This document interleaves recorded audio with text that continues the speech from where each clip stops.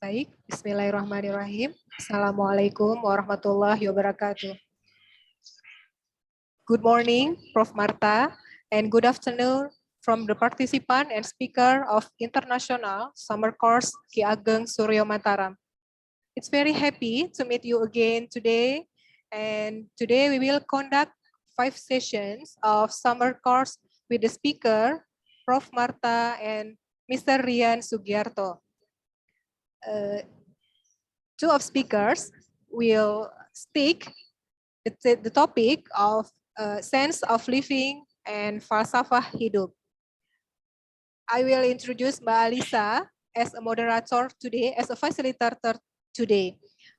Mbak Alisa is a Prof. Kunchoro doctor, and Mbak Alisa is study in Faculty of Culture in Gajah Mada University. Mbak Alisa, time and screen is yours. Terima kasih Bu Hayun. Assalamualaikum warahmatullahi wabarakatuh. Shalom, Om Swastiastu, Namo Buddhaya, Salam Kebajikan. Thank you. And for now, I will talk in Indonesia. And for the English interpretation, you can turn on the interpretation in English. Baiklah, jadi selamat siang semuanya. Kembali lagi bertemu dengan saya sebagai fasilitator untuk perkuliahan summer course hari ini. Baik, hari ini kita akan memasuki sesi kelima dari rangkaian perkuliahan kita dengan topik filsafat raos gesang. Nah, baiklah, sebelum kita mulai, mari kita persiapkan dulu untuk kuliah hari ini. Dimohon juga untuk kepada para peserta untuk mengubah nama di tampilan Zoom-nya untuk menjadi universitas_negara_nama. Kemudian juga dimohon untuk mengganti background dengan virtual background yang telah disediakan sebelumnya. Nah, tentu saja sudah kita tidak sabar untuk mengikuti perkuliahan kita pada siang hari ini ya. Jadi pada kesempatan hari ini kita ada dua pembicara hebat yang akan memberikan materinya. Yang pertama ada Profesor Marta Fulop yang akan memberikan materi tentang sense of living, dan juga ada Mas Rian Sugiarto dari Universitas Sarjana Wiyata Taman Siswa yang akan membawakan materi mengenai filsafat raos gesang.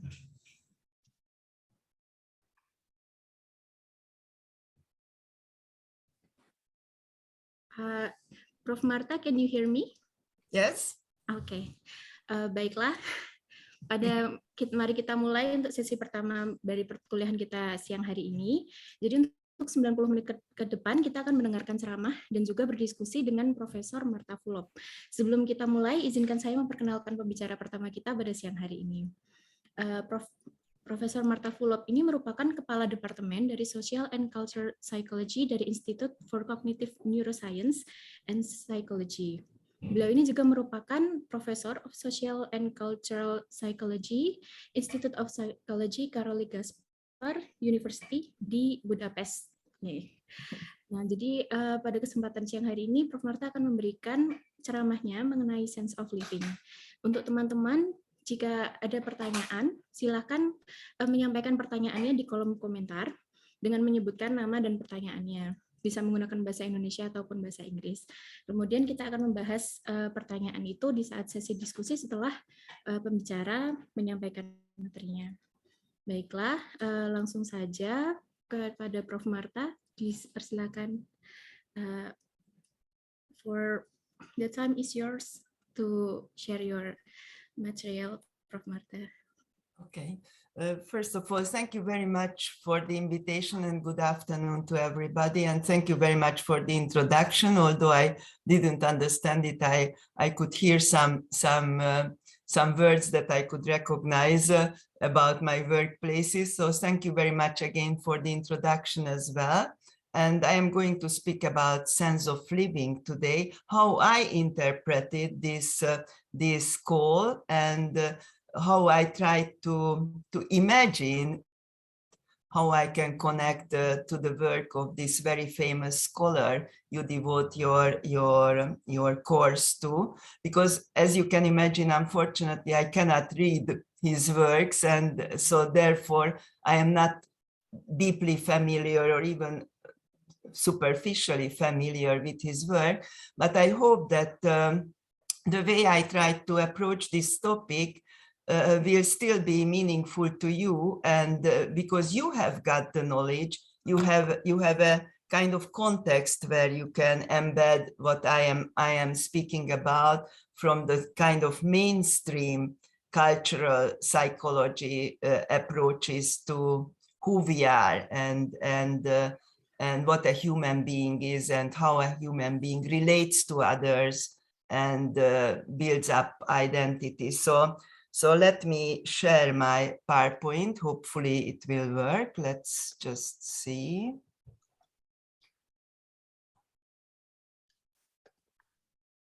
Can you see my screen now? Yes, okay, I put it bigger. Is it big now? Yeah. Yes, okay, so you can see it. Great, then I think we are set. So how I interpreted this topic of sense of living, I said, okay, meaning of life, but who lives the life? It's the person. So in a way, my question was how we build up who we are in the world, or who am I in the world, and what is the purpose of existence. And I know that Ageng Suryomentaram, I'm sorry if I don't pronounce his name properly, so he dealt with this topic of purpose of existence, and he also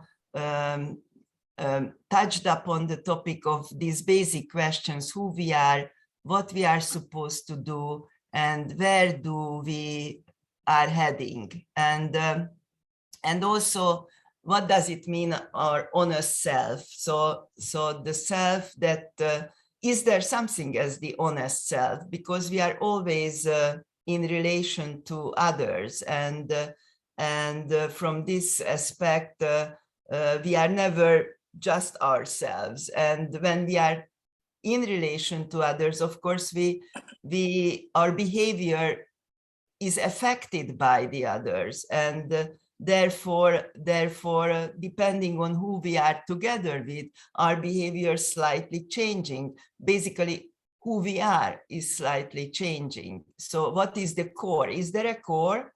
Is there a kind of atomic honest self? Let's put it that way. So these are very interesting questions, and philosophers and psychologists and sociologists provide very different answers depending also on their cultural background, and also there are different answers to these questions depending on the person's cultural background. So it is very important to study this kind of own self as a kind of object of study, and a kind of knowledge that we have got about ourselves. And if I am not mistaken, but of course you are the experts of his work, he dealt with the science of self. Of course, what I am presenting you, as I said, is more like the mainstream approaches. Mainstream, I mean in cultural psychology, which takes into consideration, as you will see, the different cultural approaches, how the self is interpreted and who we are is interpreted. And if you look at these two, of course, one is a Chinese character. It means the person. And if you look at this character, you can see that there are two straws, and this symbolizes the person who has to rely on, who is in a certain kind of way is dependent on the other person. Because if you look at these two straws, if you take the lower straw away, then this longer straw collapses. Okay, so without one person, the other collapses. So that very nicely, I think, represents this kind of cultural approach also to what and who a person is. As compared to that, of course, when you look at the other I, which is in English I, me, That's one long straw alone in itself. Of course, it's a little bit not fair to compare these two, because one means person in Chinese, the other means I in English, so not exactly the same meaning, but still what I am going to explain now kind of represents these two symbolic representation. Prof. Marta, I'm sorry, the slide is not changed yet. It's not moving. Then, sorry, then what should we do? Let me just.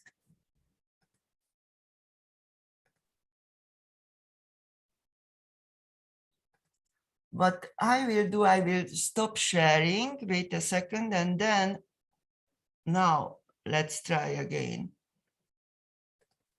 Now, is it moving now? Yes. Great. Okay.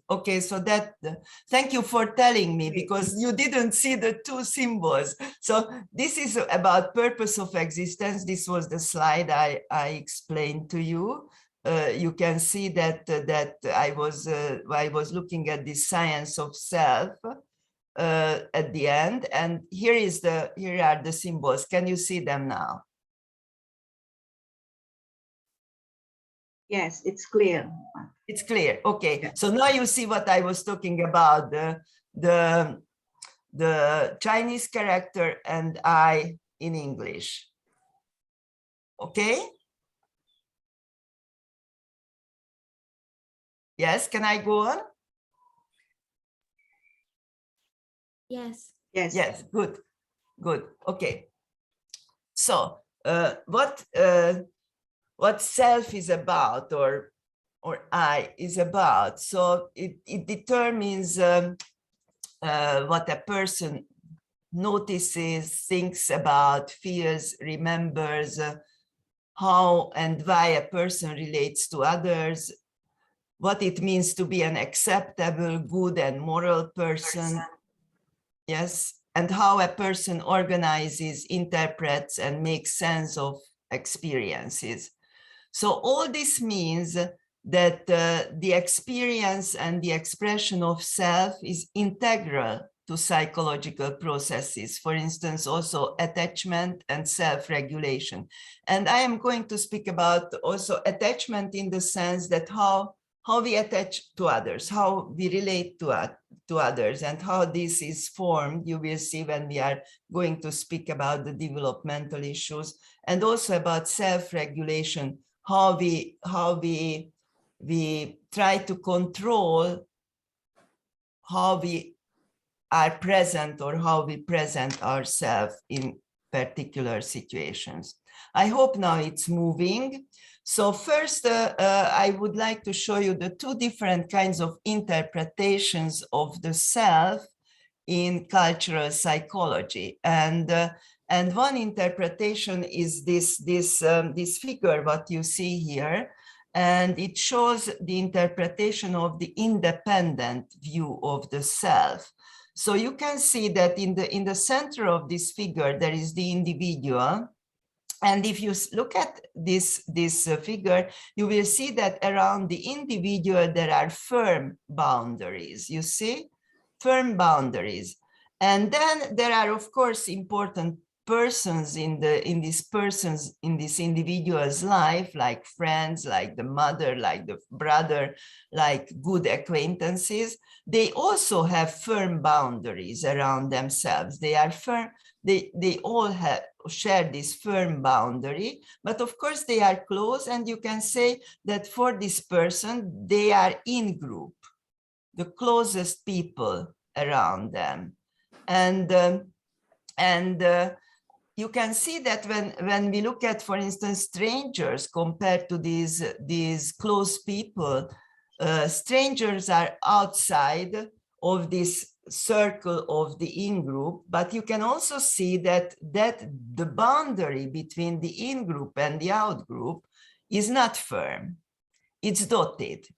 So in another way, there are individuals with firm boundaries who relate to each other, closely, and they can also, there is a permeable boundary towards the stranger. So there is not a very strict line, dividing line between the in-group and the out-group. There is a permeable boundary. So this is the independent view of the self. Exactly what this means, that the identity derives from the inner attributes. What kind of person I am. And these attributes are stable. I am friendly, I am outgoing, I am an extrovert. These are stable characteristics that I use for myself. They are consistent and they make a kind of unique configuration who is me, who is I am. And these attributes of mine, these characteristics of mine, they regulate my behaviors, and they also make me distinct, different from others. So I am not similar to anybody else, because others have different kind of patterns or compositions. And therefore, I am also autonomous. I have these firm boundaries. I am an autonomous person, and others are also autonomous people. So myself is strictly bounded, and there is no overlap with others. And for instance, my traits, you see the axis. My traits, my individual traits are there, and also my close people also have their own traits, you see, and there is no overlap. However, there is no strict boundary, as I said, between the in-group and the out-group. Now let's look at the interdependent concept of the self. Now this other is the interdependent concept of the self, and look at the figure. What you see that the individual, which is in the center of the figure, the individual has no firm boundaries, has dotted boundaries, which means that the boundary of the individual is permeable. It's not closed. And if you look at the other people, close people, friends, mother, acquaintance, brother, who are closest to the person, they have a shared part of their identity with the individual. So, and shared attributes, meaning that who I am is also, in what I am, also these people are there. So my identity is not autonomous, but my identity is shaped very much by these other people who are closest, so have the biggest influence on my behavior. However, when you look at this figure, you can see that the in-group has a very firm, so the individual doesn't have, but the in-group has a very firm boundary, you see? That means that the in-group and the out-group, the strangers who are not part of this closest circle, so the strangers are out. They don't belong. So in a way, it's very interesting, because in either you have an independent self or you have an interdependent self, you are still part of a bigger community of other people who are related to you at different degrees. And sometimes it's the individual that has the firm boundary and with that relates to others. And sometimes it's the in-group that has the firm boundary and relates itself to other groups of people, not so much to individuals. So explaining more this kind of interdependent self. So in this concept, the individual is part of social relationships and is a participant in a bigger social unit. And the focus is on how people are connected with others. And this interdependent self, this overlaps with significant others, as you see in the figure. And if you look at the axes, you see which are characteristics or attributes. You can see that some axes are shared with the closest people, you see. So they are not, the axes are not separately located in the different circles, but there are these overlapping parts. So these are very important social aspects that are emphasized. And when we look at the border of the individual, the identity, it is flexible because it's not firm but dotted. And this identity also depends on the situation, depends on who we are together with. Our identity is shaped.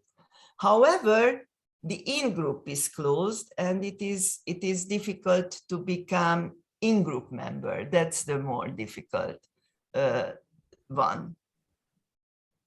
Now, to prove this, that this is not just a concept, but this is something that is kind of solid. There was a very interesting experiment. You know that with fMRI, you can look at the brain and what kind of parts of the brain become active in certain stimuli, in case of certain stimuli or in case of certain contexts. And we know that self-presentation is represented or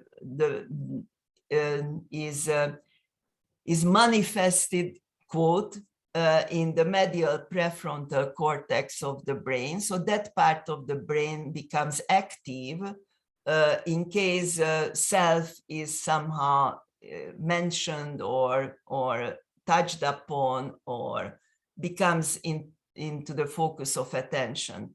So the task of the participants in this experiment was to characterize with certain traits themselves and also their mother. And this experiment was done with Chinese participants. And I have to apologize because many of my examples will be with East Asians when I compare so-called Westerners or Western conceptualizations with for instance, Asian conceptualizations, because this is the fact that most of the studies from Asia come from Japan, come from China. There are unfortunately very few studies, almost non-existent in this kind of literature from Indonesia. So I would very much encourage you, for instance, based on this course as well, to do research and to become part of this comparative research, to see and to learn more about the Indonesian culture and Indonesian conceptualizations. And thank you very much for inviting me to this course, because I have the chance to learn more about this as well. So going back to this experiment, so Chinese participants were in the experiment. And what was very interesting, that when it was Western participants, then when they had to characterize themselves and then they had to characterize their mother, but they found that different parts of the medial prefrontal cortex became active. So apparently me, I, and my mother are separated representations, meaning that I became kind of independent self. Okay. However, when it was with the Chinese participants, it was very interesting, because when they had to characterize themselves and their mother, the very same part of the brain became active. So there was no separation, and that means that this kind of autonomous, independent, firm boundary self, what I explained to you before with the figure, was not formed among the Chinese, it was formed among the Westerners. And of course, when we look at how, okay, this is the, let's say, let's accept that this is the case, or more or less this is the case. Of course, all these are generalizations, but they help us to understand the deeper processes. So how does this develop, or why this kind of difference, if it is there, why is it there?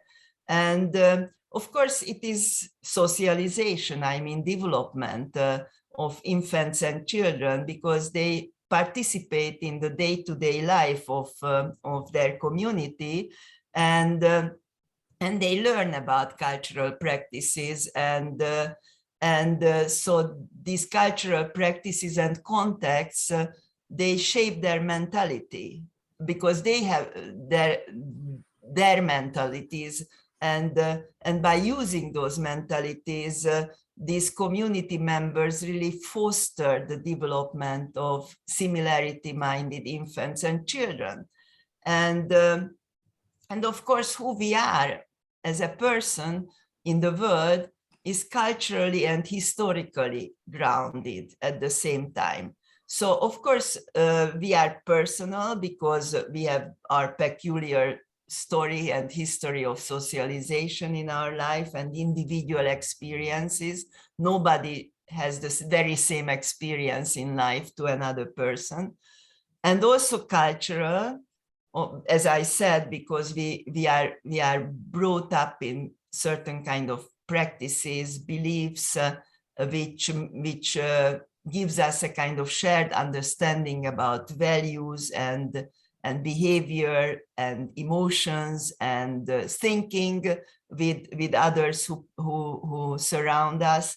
And it's also historical, because certain cultural practices and beliefs are passed down from one generation to the next, and also with the society's historical context, this is shaped. So there are many influences on how we finally end up with our concept of self.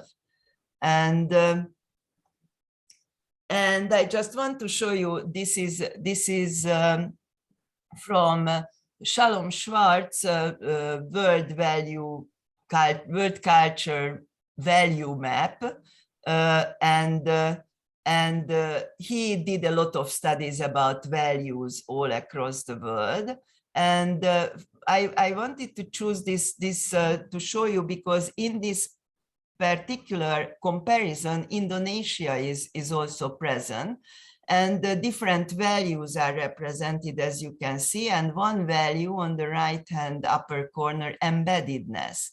Embeddedness means that we are means in the figure what I explained, that you are embedded in your in-group, your social circle, very closely embedded. Okay, and you see on this axis, the other end is the autonomy. Okay, here it is said intellectual autonomy and then affective autonomy, but basically autonomy. So being embedded with others and being autonomous. And if you look at the different countries, you can see that Indonesia is towards the embeddedness. So as I said, unfortunately, there are not many studies, but I just wanted to show you that when I speak about like this kind of Western and Asian perspective, Indonesia is on the embeddedness like it is East Asia. East Asia is also towards the embeddedness values, let's put it that way. And this is also from Shalom Schwartz, and you can see now these values in a different way represented. And you can see that embeddedness is characteristic to Muslim cultures, Middle East, Sub-Saharan Africa, South and Southeast Asia, and also embeddedness, the Confucian cultures like China, Japan, and so on. So embeddedness is there. And if you look at the other let's say, side of my slide, you can see that West Europe is on the autonomy side, intellectual autonomy, affective autonomy. English-speaking world is towards that. So you can see that there is really this kind of characterization of the different cultures. Now, as I said, let's look at it. How is this shaped, and what kind of course, we cannot go into a lot of details, but I would like to show you some aspects, how this kind of difference in conceptualization of the self can be shaped by socialization practices. And if you just look at these two pictures on my slide, you can see that the infant's personal space is very different in the two pictures, because you can see in the Western picture that the child is sitting in this kind of little cage, let's put it that way. And the idea is, and I have 3 children, and I was also taught by my mother, by other mothers, that the goal is that the child is able to play alone. So you are a good mother if you manage to achieve that. You put your child into this little cage, okay? You give the child toys, objects, okay, not person, objects. You give the child toy, and the child is, let's say, half an hour or 40 minutes nicely playing alone, okay? Then you are a good mother, because you are socializing the child to be autonomous, to be independent, not wanting you, not wanting another person to be around. So the child develops well if you are able to achieve. If the child is protesting and wants to come out from the cage and wants to be with you, then you are too much attaching your child towards yourself, okay? Then you don't do the right job. Okay, and look at the other picture when the child is with the mother, going most probably everywhere with the mother, not playing autonomously alone in this respect. Or if the mother, I suppose, if the mother puts down the child to play, then the child is surrounded by other children, older children, who are siblings, brothers, sisters, members of the community who are together with her. And so if we look at the child's personal space, then we can compare it from different ways, and always remember the figure, independent self, interdependent self. So how are these shaped by these different kinds of spaces what are provided for the infant? Because in Europe and North America, as I showed you and explained you, the personal space is an own space. It is always taught, please make for the child an own space in your apartment, even if you have a very, very small apartment. And even if you have only one room and everybody lives in the same room, make the child an own space within that, which is just his or her, okay? In other countries, the personal space is much more shared with the mother. It is very much, if the family can afford in a Western European country that the child can have a separate room, then it is a kind of task to give the child a separate room. His room, her room, that's their territory, autonomous territory. You even have to knock on the door if you want to enter, even if the child is relatively small, but already can be alone in that room. So it's very much the personal space that is kind of respected. And in other countries, there many times there is shared room with relatives, and there is no such concern that the child has to have something own, which has to be respected, and you cannot just enter that space without the child's permission. And also sleeping habits are very important, that the child kind of has to sleep in his own separate bed in Europe and North America. And if you don't do that, if you can't achieve that the child sleeps in his own bed, let's say when the child is 1 year old, then you are a bad mother, because you don't contribute to the child's separation process, okay? To be a separate, independent person, you attach your child too much to you sleeping together. Oh, there is absolutely no such concern in other countries in East Asia. I used to work in Japan, and I also teach a lot in China. So there is no such concern that the child sleeps together with the mother or with the parents. And also the parents' opinion about co-sleeping, because I was also taught as a mother that you should achieve that the child sleeps alone.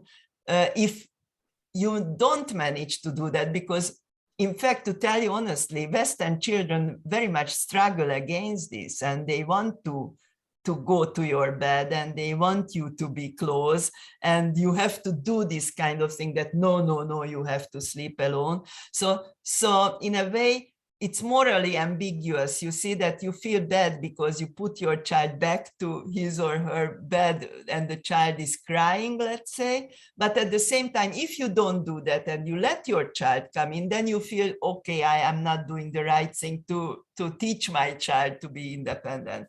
However, in other countries, there is no such fight. And I just want to give you an example. I just put a picture here. You can see this kind of baby monitor, because when in Western countries you put your baby into a separate room, then of course you still want to hear if the child is crying or if the child is okay. So this is, I think, a very good example how separate the child can be, that you don't monitor your own baby by yourself, but by such kind of equipment, what you can see in the picture. So this is an example of an American mother, middle-class mother, European American, who was asked to tell where her young infant slept and why. And this is a quotation from Morelli's work. So she hesitated at first, then told me that her 1-year-old son sleeps with herself and her husband. She laughed awkwardly and quickly added that no one knew this, especially her mother, who would have been very upset had she known. Okay, so this is this kind of social condemnation, that you are not able to put your 1-year-old into a separate room or bed. So this mother decided not to follow this kind of social pressure, cultural norms pressure to socialize your child to those cultural expectations that are surrounding you. But she was, of course, aware what was expected from her and felt concerned about it. So this is what I showed you in the table, like morally ambiguous. Okay, there are further differences, and you will see how logical this is in one way or another. What kind of person you want to produce in one kind of cultural context, and what kind of person you want to produce in another cultural context. Because, for instance, in the Western textbooks, when the child is 2 years old, it's the age of the so-called terrible two. What does this mean, terrible two? That the child protests and says no and doesn't want to do and starts to be disobedient. And these North Americans and the Europeans tend to interpret as the growing autonomy of the child, the growing separation of the child, that you say as a mother, do this, and the child says, no, I don't do it. So establishing your own will against or as opposed to your mother or father. So establishing your own individuality. And And this kind of fight at the age of 2, which is conceptualized as individuation, separation process in the Western developmental psychological literature, this doesn't happen, for instance, among South American indigenous people, for instance, Xinacantecans. So simply the child grows and becomes bigger and is able to do more things and becomes part of the society without this kind of very, very strong expression of no, okay? And also they found much less disobedience at this age among, for instance, Japanese kids. Now, if we go to adolescence, and I don't know when you learn about developmental psychology, how you teach or how you learn about it, or what kind of interpretation or literature you use about adolescence. But apparently the Western psychological literature says that adolescence is also a kind of fight or struggle against the parental authority period of time. And so by the adolescence kind of rebellion against parental authority or teachers' authority, by using alcohol, by doing some criminal activity, so all these kind of deviant behaviors, let's put it that way, they are somehow explained by trying to establish their own self, okay? As opposed to the parents or as opposed to the authorities. And so in a way, of course, nobody likes when an adolescent is using drugs or such kind of things. It's so in many countries, it is even illegal. But at the same time, there is this kind of explanation, okay, rebellion. That's good because in a way then establishes this kind of autonomy, you see, what is the expected cultural, let's say, value. And it was found that, for instance, more than half of the studied cultures don't expect this kind of antisocial behavior in adolescence. And also it was studied what kind of variables or factors increase the probability of aggressive behaviors among adolescents in a culture. And it was individualism and modernity and urbanization and industrialization and large number of choices you can make and many possibilities and lifestyles. So in many ways, this kind of Western cultural. So you can see that from the babyhood, due to the 2 years old and the adolescence, all is about trying to establish your separate autonomic self. And now remember the brain research, mother and child, me and my mother are represented in different parts of the brain, but for the Chinese, no. So you can see that there is this kind of development which is kind of logical.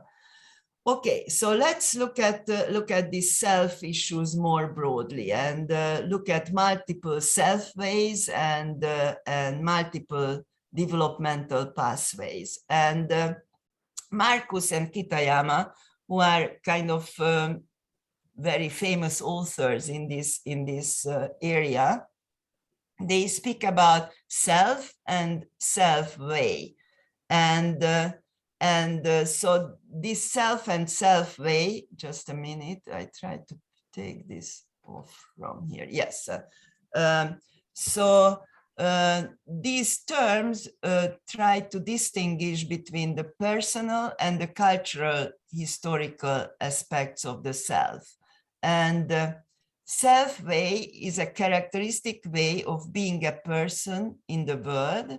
And this develops because of the culturally mediated experiences people in a community have. And now when I gave you examples from babyhood to adolescence, in a way, those are also culturally mediated experiences. For instance, if you have a separate bed, if you have a separate territory in your own home, and so on and so on. These are cultural norms, cultural expectations put into daily practice in the life of the child. So so this is self-way, and then self is the personalization of this characteristic way. And so if we look at self-ways, and as I explained to you before, there is the one self-way is independence, which emphasizes autonomy and internal control. It is me who controls my life. Individual choices have a big importance, and personal agency, that I am making my life. It's not somebody else's influence. I am deciding. I am doing the choices. I am controlling. Now, interdependence, another self-way, that emphasizes heteronomy. More conformity, that I comply with the expectations of my social context. I take into consideration obligations. Obligations mean that there are rules that are not made by me, but made by others or made by the community, and I have to oblige to those rules. And that if somebody does something with me, I have to reciprocate. And that also defines my actions. You see, what somebody does with me, reciprocating means that I am not independently reacting, but reacting to what I got. And loyalty. So all these kind of values and norms, behavioral norms, they are about me and the others, how I relate to the others, my not independent, but my interdependent existence with the others. And of course, now I made this kind of very separate conceptualizations. One is independent, the other is interdependent. Of course, in real life, these are not that sharply divided. So modern researchers sometimes don't look at these in kind like opposites, because both of them have certain level of importance in different situations.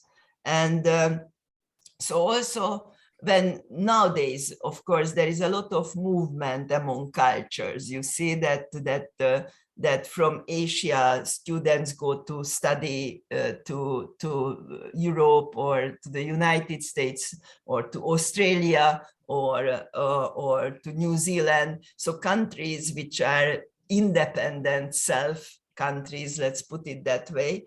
And also there is a movement of these people going to work, to study, to teach in Asian countries. So there are encounters, and these encounters also shape how we conceptualize ourselves. For instance, I have now in my university, I am in the doctoral school of Eötvös Loránd University in Budapest. We have several students from Indonesia, doctoral students. So in a way, this kind of cultural encounter is happening, and this means that individuals can also develop kind of heterogeneous orientations, which means that there is a different emphasis on independent and interdependent orientations in different contexts. Okay, so how all these qualities are experienced and expressed by people? of course, it is related to the predominant value system of the culture. And of course, to different cultural value systems, this independence and interdependence, they function in different ways in different cultural value systems. So as we explained, for North Americans and Western Europeans, autonomy is the ethic that underlines the independent self-way and the view of the self. And what these people notice, how they make sense of it, and what they do as a result is likely to rest more on their perceived personal qualities, their traits, their attributes, their talents, than on the situational or relational qualities. In fact, I don't know if you can see the joke, what I put as a picture on this slide. This shows parents, mother and father, going apparently to a party in the evening, nicely dressed, and there is the babysitter, and the babysitter is with the little child, and the little child, you can see, is not very happy that the parents are leaving. He's protesting and crying, and then the father says, "Please, Jason, don't you want to grow up to be an autonomous person?" That's the father's question. So you shouldn't cry, you should be autonomous. If we are leaving, don't care. So that's the joke about. So these qualities, what I just explained to you, they promote tendency towards self-expression and self-enhancement, and we are going into that again. Now, if in other parts of the world, there is a different ethic to justify our way of being, and the emphasis more on the situational and interpersonal qualities, and there is a great value on virtues, for instance, such as respect, duty, and obligation, and so this underlines the interdependent self-way, and the important notion is self in context, not autonomous, in context. And for instance, just an example that it was observed among older Indian children that they relied more on contextual factors to explain social situations, whereas American older children much more explained and relied more on individual, stable personality traits. So people in countries where the ethics is based on situational and interpersonal qualities and self in context, they prioritize harmonious connections, and if you want harmony among other people, then it requires that you know and meet the expectations of others. You take into consideration others' expectation, because that's how you can establish harmony and don't get into conflict. Now, so for instance, healthy attachment and also adaptive self-regulation develop along these two developmental pathways. So these also kind of suggest two different parenting styles. The proximal, which emphasizes this bodily closeness, and the distal, which is much more physical separateness and distance. And these styles are related to the development of an interdependent or an independent self-way. And you can see that this picture I chose, that the mother is working on her laptop and the child got a toy. So the expectation is that I do my job, you do your job, Okay, so even if we are physically close, okay, physically close because they are sitting next to each other, so the mother provides this kind of safety of being close, still your task is to do your job with your toy, and my task is to do my job with my laptop, with my computer. So that's the message. Now, if you look at the bird and the picture of the bird, you can see that let's start it in another way. So I was speaking about independent and interdependent self conceptions or constructs, but of course this cultural dimension very much relates to individualism and collectivism, and I used already the word individualistic and maybe also the word collectivistic. So as you can imagine, individualistic cultures, they more produce independent self concept, and collectivistic cultures, embedded cultures, like for instance, Indonesia was characterized by this embeddedness. So collectivistic cultures, they produce more the interdependent self-concept. So you can see that if you look at the world map, only 20% of the nations or the cultures or the ethnic groups are characterized by individualism. So it's the minority. It's on this picture, it's more or less the yellow colors.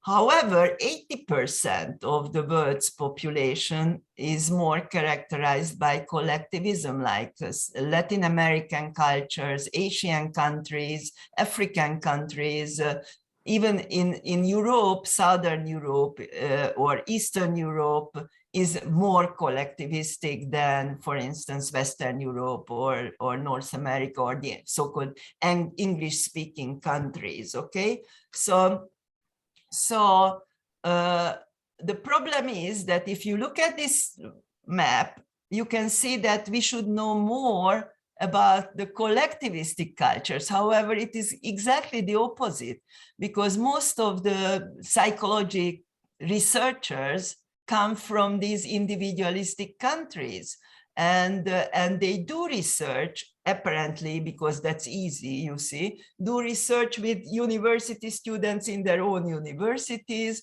or do research in their own country. So if most of the researchers are from the individualistic countries, the research itself and the research participants and the sample about whom we learn psychological functionings also comes from these countries, you see. Okay, and then we write mostly American psychologists, they write textbooks, and those textbooks contain all what they learned from their research in the individualistic countries. Most of these textbooks are like that. And who knows what's going on in the collectivistic countries? Of course, now in the last 20, almost 30 years, we can say that there is much more emphasis on these cultural differences, and there has been a lot of research going on to fill this gap, but still the gap is there, and so we can ask how much generalizable research results or psychological processes are when we look at this world map, what I just showed to you. Okay.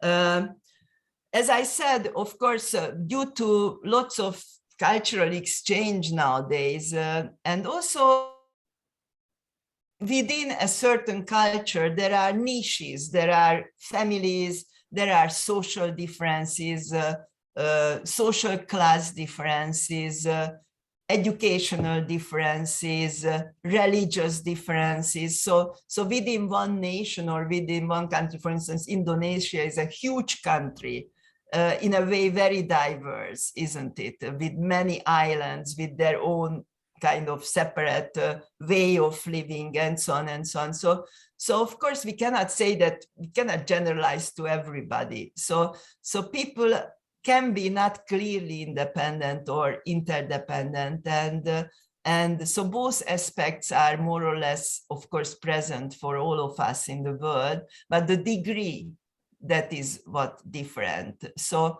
in fact, if you go to daily situations, then how much those daily situations highlight independence and expect you to be independent, which of course, as a result, heightens the independent kind of way of living, or how much these daily situations highlight interdependence. And in a collectivistic culture, these situations occur more frequently.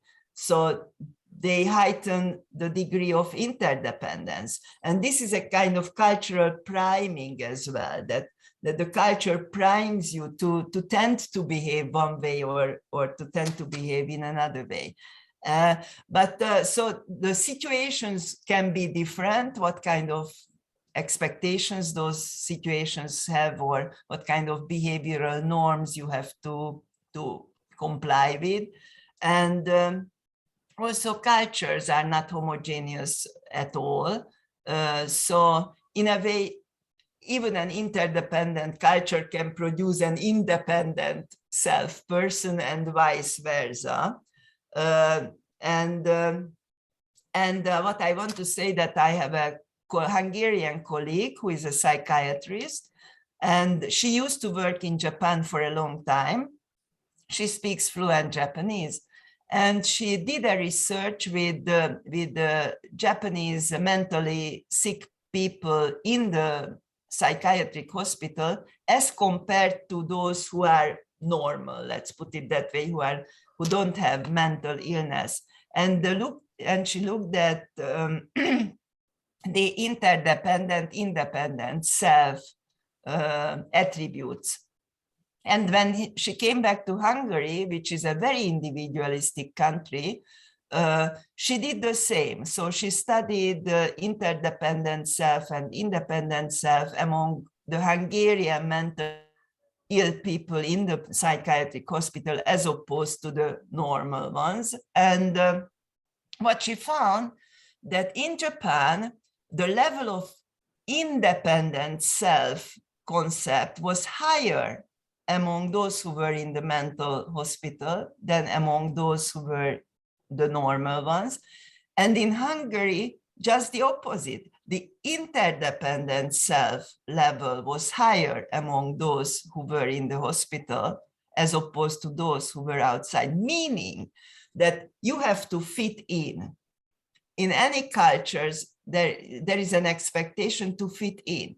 And if in an independent self culture, you are interdependent, you apparently experience more tension because you don't fit in the expectations. And if you are in an interdependent culture and you are independent, then you encounter more tension because you don't fit in. And if you have other problems as well, this may contribute to have mental problems or psychiatric problems. Okay, now there is another interesting issue which also relates to these self ways, which is self-consistency, and already I touched upon this. So how stable our self-concept is and how much we think that we carry stable traits with us to different situations, what we encounter. And if we have high self-consistency, that means that we think that we act and behave and think the same way in different situations. If we have low self-consistency, then we say, okay, I am in another situation, I can behave in a different way because that's a different situation with different expectations. And there is something like the 20 statements test. This is a test which asks you to describe yourself.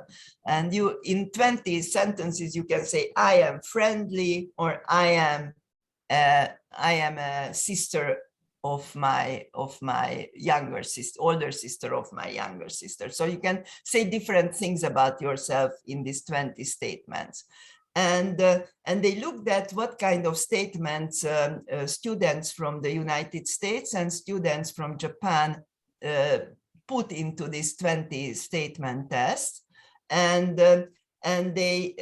how they describe themselves in different situations, in 4 different contexts. When they are alone, filling in the test, when they fill it with fellow students, when they fill it in the professor's office, or when they fill it in a large group. And the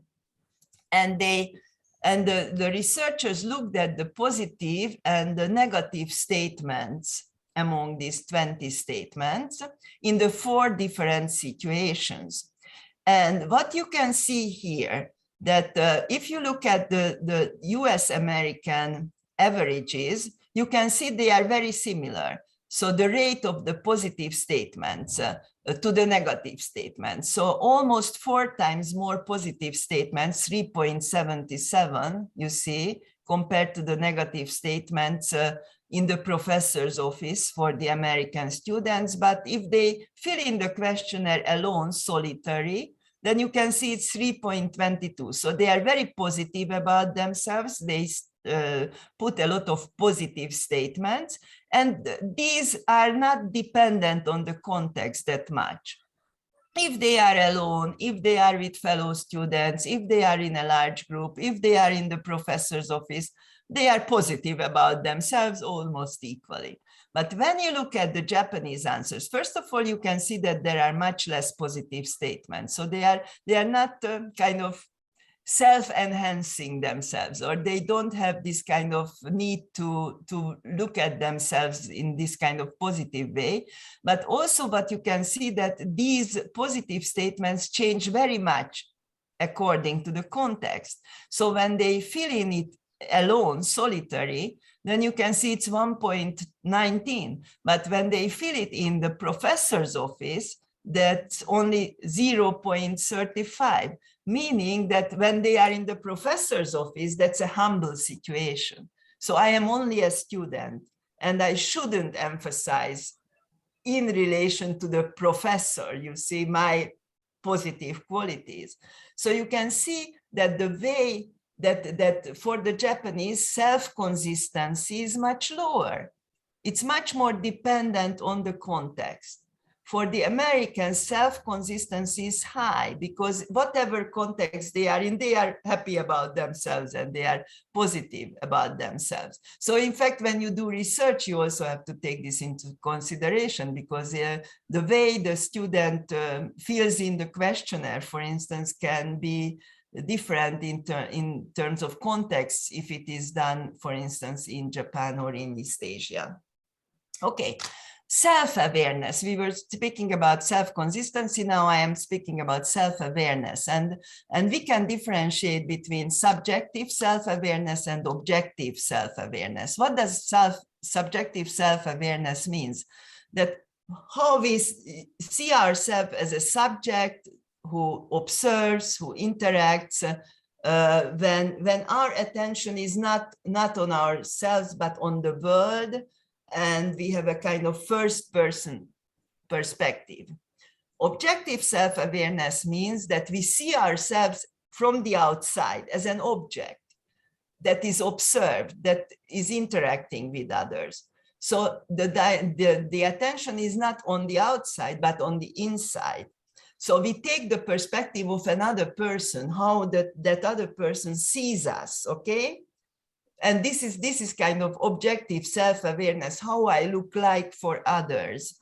And so if this perspective is on, then of course we take into consideration others' views on us.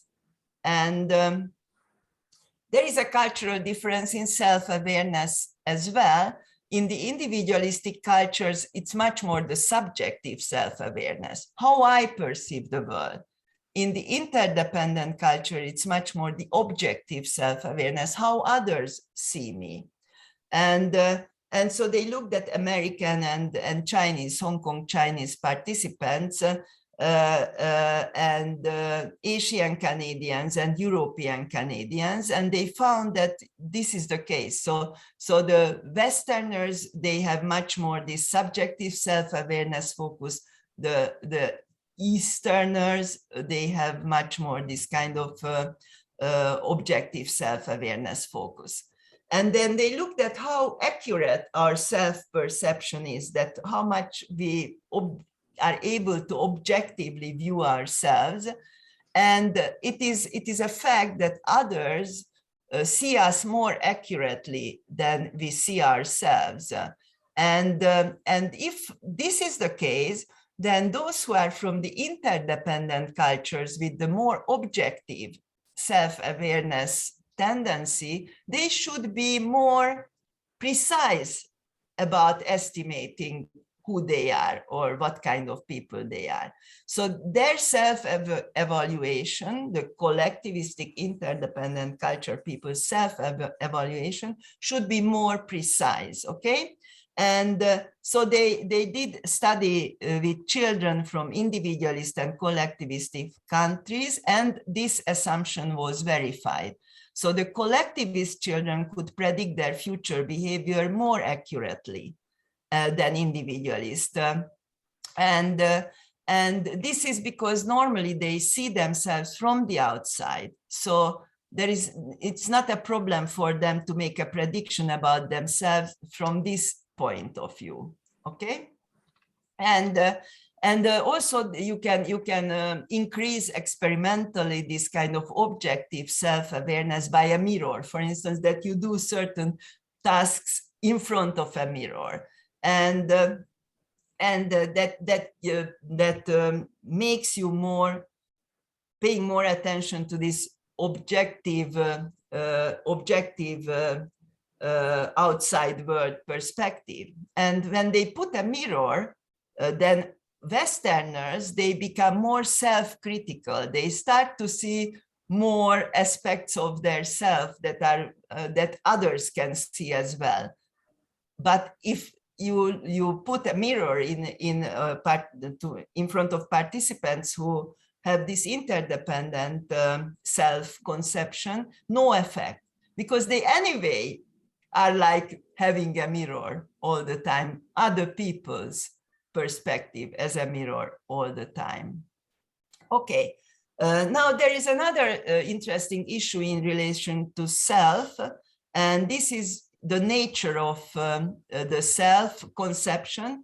If you have a so-called incremental theory, meaning that your self is flexible, your self can change, your attributes are not constant, you know that this is much more the interdependent self-concept and collectivistic cultures, and the entity theory, when the self is resistant to change, it's fixed, I have fixed attributes, they are, sometimes you can even consider them inborn. So these theories of yourself, they can affect your attitudes as well. So the incremental theory says that if I am not good in something, I try my best and I can become better.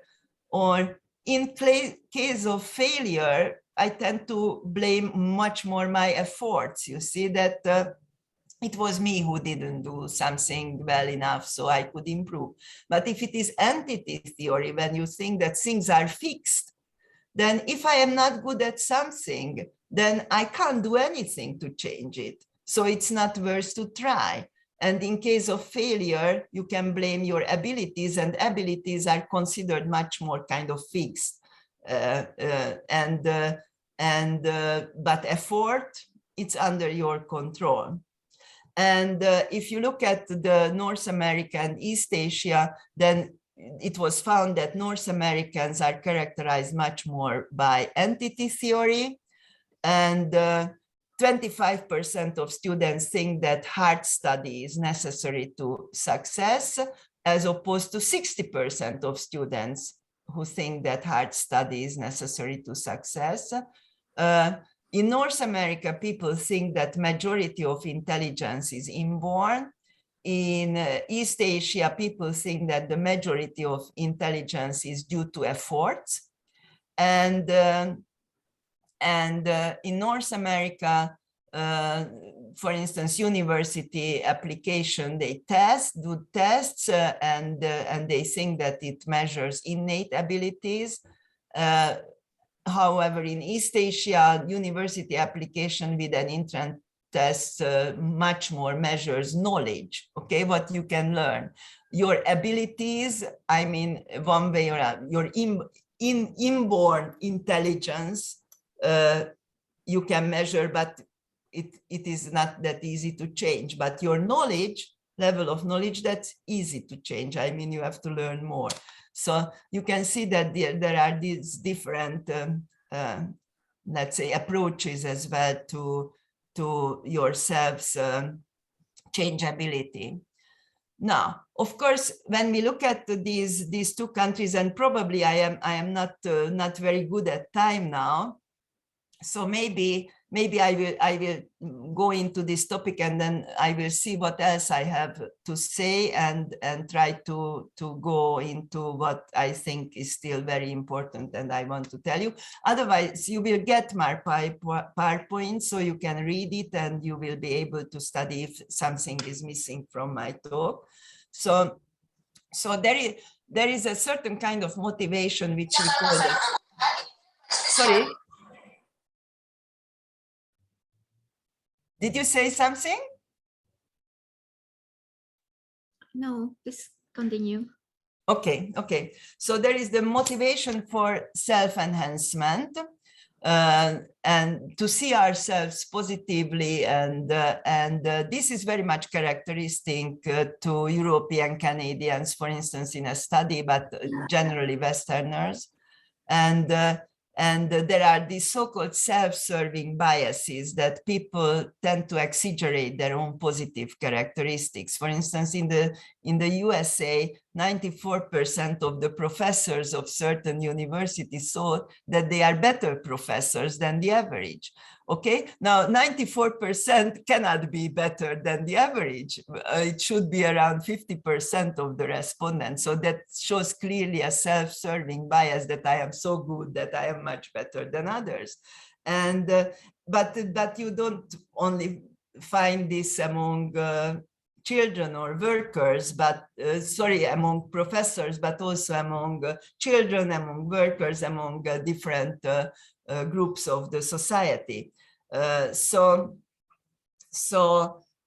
When you have to estimate your characteristics in the West, there is this kind of self-enhancement, this kind of bias towards positivity.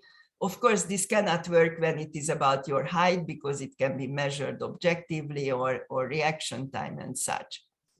Okay, now if you feel that you are not as good as others, then in the West, there are certain techniques to decrease your bad feeling around this. For instance, so-called downward comparison, that I compare myself to somebody who is even worse than I am, then I can feel good that I am better.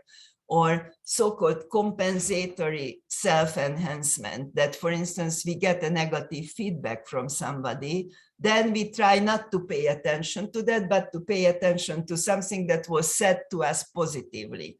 Okay, or concentrate on something that we are good at. Or there can be so-called discounting. For instance, we just devalue the significance of that topic that was told us negatively. Okay, that's not important. That's not an important quality of mine, so I don't care.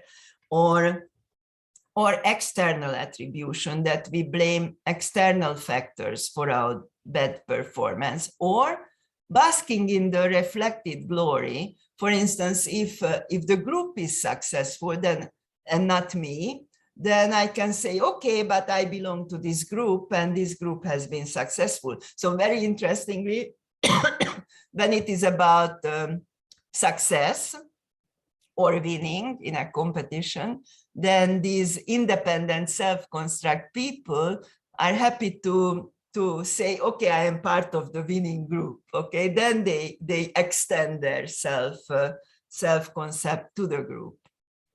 Okay, so is the self kind of seen universal, and what they found, as I said to you, most of the studies were done with so-called weird participants, Western, educated, individualistic, rich, democratic countries, the weird participants. And what was found that this kind of self-enhancement, what I explained, this positive bias towards the self, this is not everywhere. For instance, Mexican American children are much less biased towards their self than the European American children. And also between Native American and European American, the Native American university students are much less self-enhancing, or Japanese as opposed to European Canadians, much less self-enhancing. So these kind of biases are way much less frequent in Asian countries. Also, for instance, when they compare Japanese to Americans, the Japanese could recall more failures than successes. The Americans can recall more successes than failures. So there is this kind of positivity bias and self-enhancement bias. Okay, with this table, I finish this topic, and then we look at what else is there still. And because I am afraid that my colleague is coming and will start soon. So what I was thinking about before I finish with this table, that I unfortunately cannot participate in the discussion. But in case there are questions to me, they arise during the discussion, and you send it to me, I am very happy to answer them. I am very happy to record my answer and send my recorded answer to you, and you can just give it to the students or the participants who were listening to my talk. So don't hesitate to put me questions, and I am very happy to answer them. But unfortunately, and I apologize to my colleague as well, that I am unable to listen to his talk and also participate in the discussion, but I am happy to answer questions. Okay, going back to this table now. So if this is comparing American and Japanese. So if you look at with so-called social comparison, where I compare myself, and again, bear in mind this self-enhancement positivity bias on one side and not this bias on the other side, or more like self-devaluation on the other side. So social comparison in America, more downward, so I can be better. In Japan, upward, I can see who is better than I am, and I can learn from that. The attention is in the US, Americans, towards unrelated positive domains, as I explained, to pay attention to something positive, not to take into consideration the negative. In Japan, they don't go away from the domain that was negatively evaluated. They stay there. And in fact, that's how they think they can develop, that they, in fact, take into consideration what was wrong. And the importance of the task is devalued in case of negative feedback in the US. In Japan, it is exaggerated, so I can work on it more to correct. In the US, failure is attributed to external factors. In Japan, success is more attributed to external factors, and failure more to internal factors. And for instance, the evaluation of the sport team, in America, there is this kind of basking the reflected glory of the team. In Japan, there is more critical attitude towards it. And the self-view is in America is more exaggerated positive view, and in Japan, more exaggerated negative view. Okay, and I think I explained this to you. And this is related to still this self-improvement processes, what I explained, and also how you view at yourself, and how much face as a concept is important. Face, which means how I look like in the other's eye, and you will be able to read about this in my presentation. Honor cultures, honor is very much related to face, how I am in the eyes of others. And if you look at this, these honor cultures, you will see on my slide, are the first row. And in the first row, there is Indonesia as well. So Indonesia is rather high in honor culture, meaning that face, how I look like in the eyes of others is very important, but you know much more about this than I do. And so there is this tendency to save face and maintaining face. And this is also very much more stronger, as now you are not surprised, in the collectivistic cultures where how you present yourself for others, taking into consideration others, is much more important. And I would speak about prevention and promotion orientation, which means that what you focus on to prevent the mistakes or to go for the positive result. And East Asians are more prevention focused, and Westerners are more promotion focused, but you will see in this research. And this is just summarizing that. How we perceive change and how we perceive our life as linear evolving, which is much more Western, or much more dynamic, can be good, can be bad, can change. This can, from bad can change to good, and from good it can change to bad. No, when you take into consideration this positivity bias of the Westerners, then you can imply that this linear view of the self, my life, that's getting always more positive, okay? But if there is no such positivity bias, and also more objective self-awareness, then you can imply now that in Asian, it's much more dynamic. It can turn good, it can turn bad. It's not linear. And maybe I still tell you this Chinese story, which is very much representing this kind of non-linear positivity view, that there was a Chinese, this is of course a kind of exemplary story. So one day there was a Chinese farmer, and he had a horse, and this horse ran away, and the neighbors came to comfort him, but he said, how do you know it's not a good thing that my horse ran away? Of course, the neighbors were very surprised. Why would he say so? But a few days later, what happened that the horse came back, but the horse brought with itself another horse. So in fact, now he had not one lost horse, but two horses, in fact, instead of one. And neighbors came to congratulate him. And he asked them, how do you know it's not a bad thing? Now, a few weeks later, the old man's son wanted to ride the new horse, but the horse threw him off and the boy broke his leg. Now, the neighbors again came and said, oh, poor farmer, your son broke his leg. But he asked them, how do you know that this is not a good thing?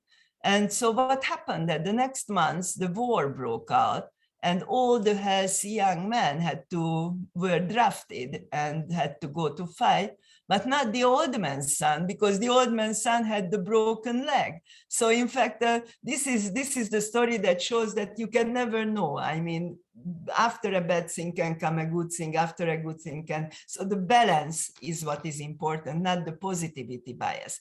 And if you have positivity bias, and this is would be my next explanation, I'll shortly explain.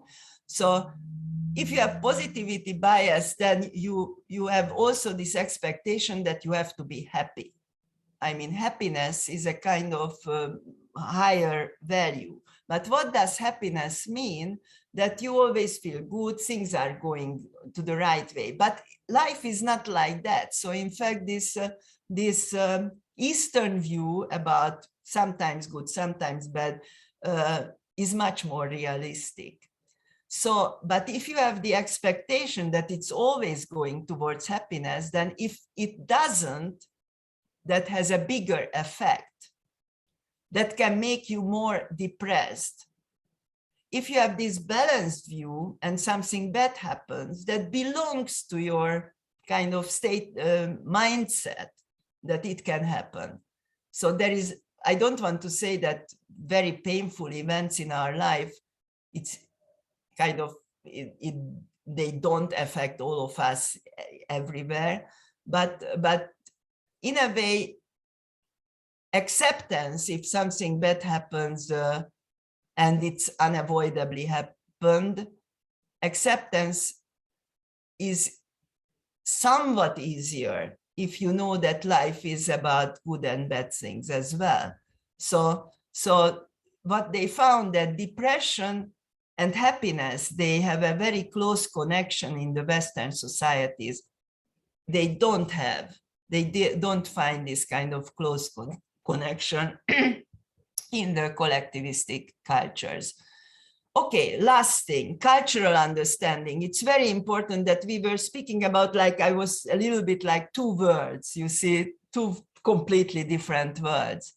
But of course, we live in a common world and we are very much interconnected and very much interdependent. And it's very important to understand each other and see the world with the other's perspective as well. And Jean Piaget is a Swiss child psychologist, died long ago, but he had this experiment that there was a table with different figures on it. And then he asked the child to sit on one chair and look at the table, how it looks like. And then asked the child to sit on another chair and look at the table, how it looks like from that perspective. So the child had to go around the table and sit in all chairs and look at the table, how it looks like, and describe. And then he asked the child, okay, put a bear, a little toy bear, into, let's say, chair B, and tell me what the bear sees from that perspective. And if you are a 4 or 5-year-old, you are unable to take the perspective of the bear, you describe as the bear's perspective your own perspective from your own chair. But if you are an older child, let's say 10 years old, you are able already to describe the world from B's perspective, from the B chair perspective. Now, this is what is very much needed when there are different cultures, that you are able to put yourself into the B chair, okay? And look at the world from that perspective, how the world looks like from that perspective. And also B has to know that how the world looks like from your perspective, because this can lead to a more harmonious, independent world. And also, this is my last, and then I really finish, that the perspective, there is no right or wrong perspective in this respect, because this is a physical fact that if you imagine that you throw an apple from an aeroplane and you are sitting on the plane, then if you look at the apple, it falls straight. But imagine that you are on the ground, you are looking at the aeroplane and you see that an apple was thrown from the aeroplane. That apple will fall in a kind of curve, okay? Now these two people get together, the one who sat in the aeroplane and the other one who was standing on the ground looking at. And one says, the apple falls straight. The other says, the apple falls in a curve. And they can get into big war with each other because they both can say, I saw it with my own eyes. And that's how it is. And they both say the truth from their own perspective, okay? But if they can take the other person's perspective, then they can say, okay, you have something, you are right from your perspective, And you are right from your perspective. Both are true. They are not contradictory, but they are different perspectives looking at the world. So this is what I wanted to say. And so we are interdependent, and this interdependence has to take into consideration these different conceptualizations to live in a kind of harmonious world, what would be a very important goal. And I also put two textbooks here, which are American textbooks, but very much related to the topic I was speaking about, that you could look for and look at in order to read more about this. And now I stop my sharing, and thank you very much for your attention, and sorry for using a little bit longer time, and sorry to my colleague that's what happened, and if you have some closing words, I am happy to listen to that. Thank you so much, Professor Marta, and we hope you can share your materials with us so we can share it to today's participant. Jadi terima kasih banyak kepada Prof. Marta atas presentasinya. Kalau boleh saya simpulkan, mungkin poin-poin penting yang disampaikan oleh Prof. Marta itu bisa pembentukan konsep tentang diri itu sangat dipengaruhi oleh praktik kebudayaan dan juga konteks sosialnya, termasuk dalam melihat kebahagiaan. Do you still have some time to answer some of the questions? Yes. So if it is not a problem to you, then I am happy to answer. If there are questions now, I am happy to answer. I still have that time, just I don't have more extended time. Okay, maybe we can answer one or two questions first. So there are questions from Paulus Eko. Thank you for your presentation. My question is, how do we build good well-being? Well, of course that's a huge question, and to build good well-being, I think that requires lots of kind of components. But if I approach this question from the topic of my today's talk, then apparently one aspect would be that to fit into your culture, because as I explained with the psychiatry hospital, of course, I don't want to say that everybody gets into psychiatric hospital who has no fit in certain cultural aspects, but apparently it's very important that we feel that we fit in, and we understand others, and others understand us. That means that we are part. And I think good well-being requires this, that we feel that we are part of others, and there are significant others with whom we are in safe relationship, we are accepted, and we understand and we are understood. And I think, of course, we could go on with many other things that contribute to well-being, but if I just take this kind of self and person in relation to others context, I would say these are the important things. Okay, thank you. Next question, is that okay? So the next question is from Berta. So Suryomentaram believe that the healthy individuals are those who can live in the fourth dimension, meaning that they believe that the other's feelings are also the person's feelings, meaning that they cannot separate oneself's happiness or well-being apart from the others. So in your opinion, how people in individualistic culture accept this kind of concept, that the concept that we cannot be happy alone when others are not happy? I think that's a very important question, and I would say that of course the concept of empathy or the concept of compassion, these are present in an individualistic culture as well, that people relate to other people's suffering and can understand pain and all these kind of things. So it's there. But I would say that still there is more separation, that this is his suffering or her suffering, and I as an autonomous individual relate to that, but it's not mine.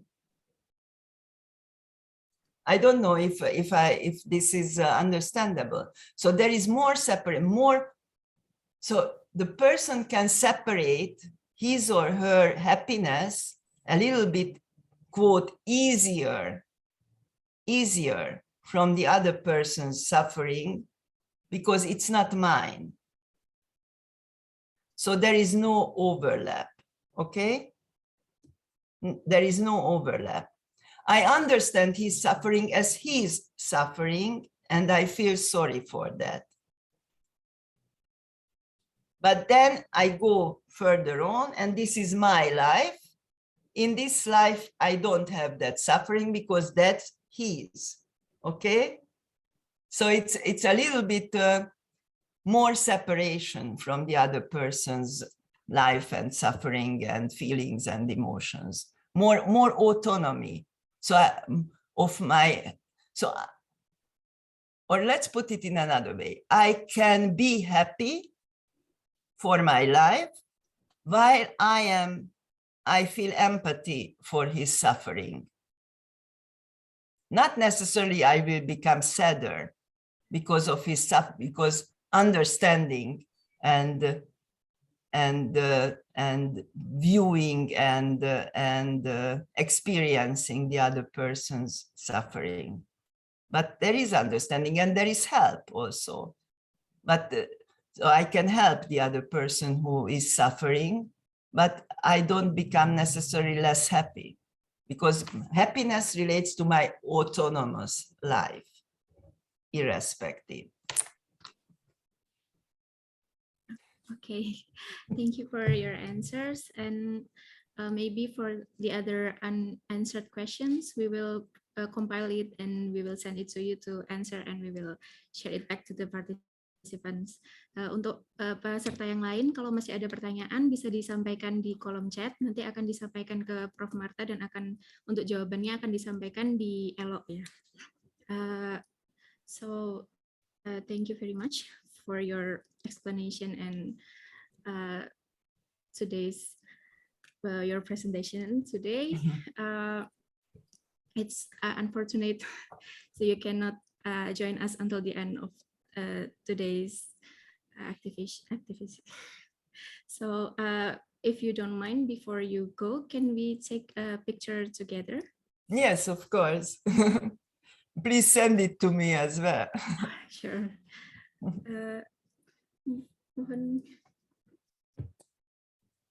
Yeah. So we will start from the first slide. Please turn on your camera. 1, 2, 3. Yeah. Next. The second slide. So 1, 2, 3. Okay. Thank you very much. Yes. Thank you very much, Prof. Marta, for your attendance today. And thank you very much for the invitation. This is really exciting that I am sitting in Budapest, you see, and you are sitting in Yogyakarta and in other parts of Indonesia. So it's very interesting for me to do this. Of course, this is a huge technical development, isn't it, that we are able to do this? But it's very exciting, and thank you very much for Professor Cohen-Joro as well to invite me. So, okay, so have a very, very fruitful further discussion. And if I may get the slides of the next professor, I would be very happy to look at it and read it. And also I am happy to answer questions later on and record it and send it to you. So have a good work and bye-bye. Thank you. Thank you, Prof. Marta. Thank you, Prof. Marta. Ya, terima kasih banyak pada Prof. Marta. Sayang sekali beliau tidak bisa mengikuti kegiatan pada hari ini hingga selesai karena kesibukan beliau. Namun tentu saja ilmu dari beliau dapat menambah wawasan kita mengenai, terutama untuk memahami pemikiran Ki Ageng Suryomentaram. Nah, untuk selanjutnya, sebelum kita memasuki sesi pembicara kedua, yaitu Mas Rian Sugiarto, ada pemutaran video dari panitia. Yang mana ya? Biasa aja. Bisa disambil minum dulu untuk istirahat sebelum mempersiapkan diri supaya kita tetap semangat untuk mengikuti sesi kedua dari perkuliahan kita hari ini yang tidak kalah menariknya dari sesi pertama.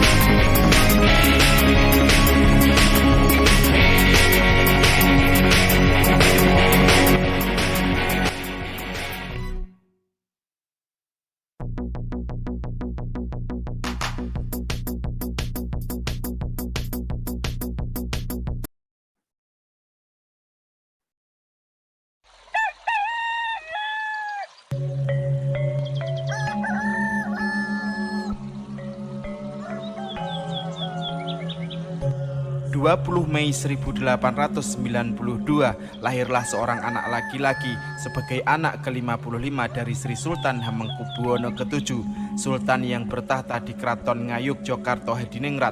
Anak tersebut diberi nama Bendoro Raden Mas Kudi Armadji.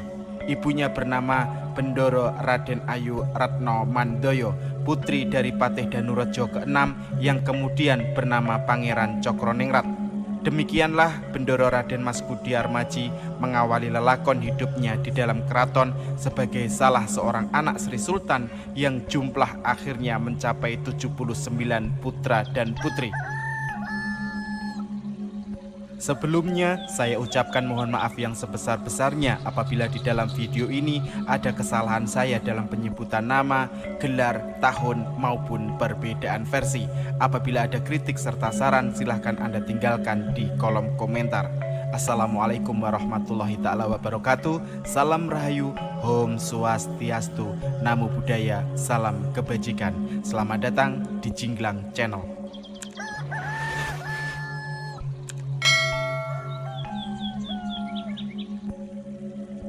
Seperti saudara-saudara yang lainnya, Bendoro Raden Mas Kudi Armadji bersama-sama belajar di sekolah Sri Manganti di dalam lingkungan keraton. Tingkat pendidikan sekolah ini kurang lebih sama dengan sekolah dasar yang sekarang. Selepas dari Sri Manganti, dilanjutkan dengan kursus Klein Ambtenaar, belajar bahasa Belanda, Inggris, dan Arab. Setelah selesai kursus, bekerja di gubernuran selama 2 tahunan.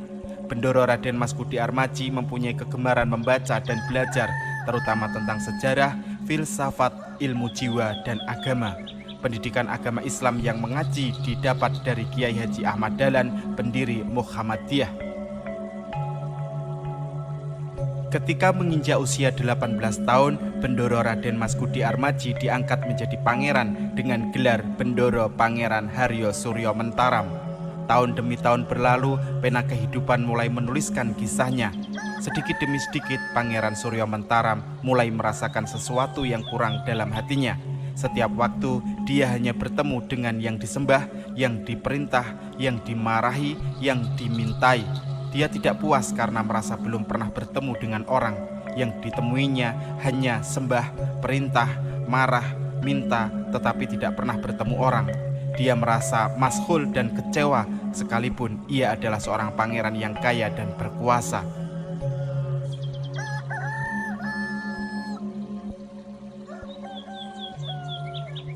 Dalam kegelisahannya, pada suatu ketika Pangeran Suryomentaram merasa menemukan jawaban bahwa yang menyebabkan ia tidak pernah bertemu orang adalah karena hidupnya terkurung dalam lingkungan keraton, tidak mengetahui keadaan di luar.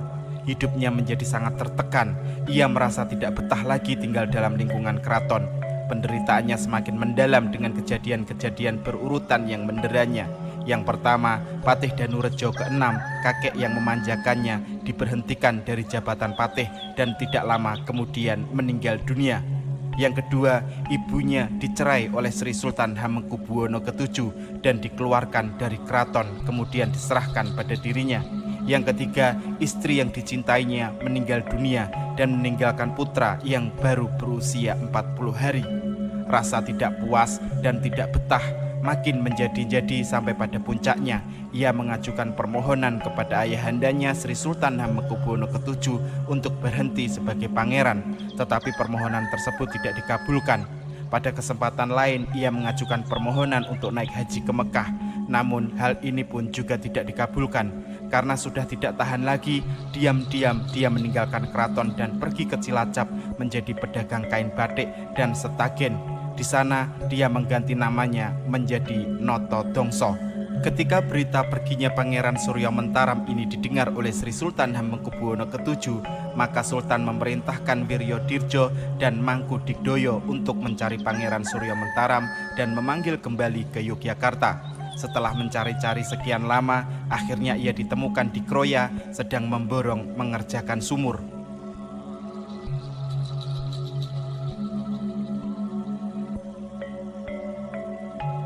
Pangeran Suryomentaram kembali ke Yogyakarta meskipun sudah terlanjur membeli tanah. Mulai lagi kehidupan yang membosankan. Setiap saat ia selalu mencari-cari penyebab kekecewaan batinnya. Ketika ia mengira bahwa selain kedudukan sebagai pangeran penyebab rasa kekecewaan dan tidak puas itu adalah harta benda, maka seluruh isi di rumah dilelang, mobil dijual dan hasil penjualannya diberikan kepada sopirnya, kuda dijual dan hasil penjualannya diberikan kepada gamelnya, pakaian-pakaiannya dibagi-bagikan kepada para pembantunya.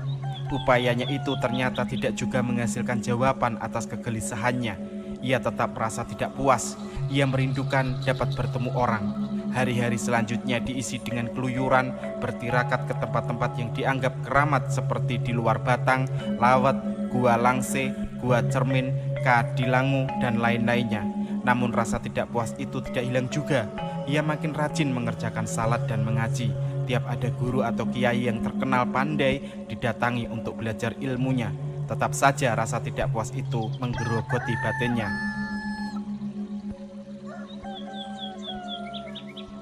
(1921) ketika Pangeran Suryomentaram berusia 29 tahun, Sri Sultan Hamengkubuwono ke-7 mangkat. Dia ikut mengantarkan jenazah ayahandanya ke makam Imogiri dengan mengenakan pakaian yang lain daripada yang lain. Para pangeran mengenakan pakaian kebesaran kepangeranannya. Para abdi dalem mengenakan pakaian kebesarannya sesuai dengan pangkatnya. Pangeran Suryomentaram memikul jenazah sampai ke makam Imogiri sambil mengenakan pakaian kebesarannya sendiri, yaitu ikat kepala corak begelen, kain juga corak begelen, jas tutup berwarna putih yang punggungnya ditambal dengan kain bekas berwarna biru sambil mengempit payung Cina. Dalam perjalanan pulang, ia berhenti di pos Barongan membeli nasi pecel yang dipincuk dengan daun pisang. Dimakannya sambil duduk di lantai disertai minum segelas cau. Para pangeran, pembesar, maupun abdi dalem yang lewat tidak berani mendekat karena takut atau malu. Mereka mengira Pangeran Suryomentaram telah menderita sakit jiwa, namun ada pula yang menganggap sebagai seorang wali. Setelah Sri Sultan Hamengkubuwono ke-8 dinobatkan sebagai raja, Pangeran Suryomentaram sekali lagi mengajukan permohonan berhenti dari kedudukannya sebagai pangeran, dan kali ini dikabulkan.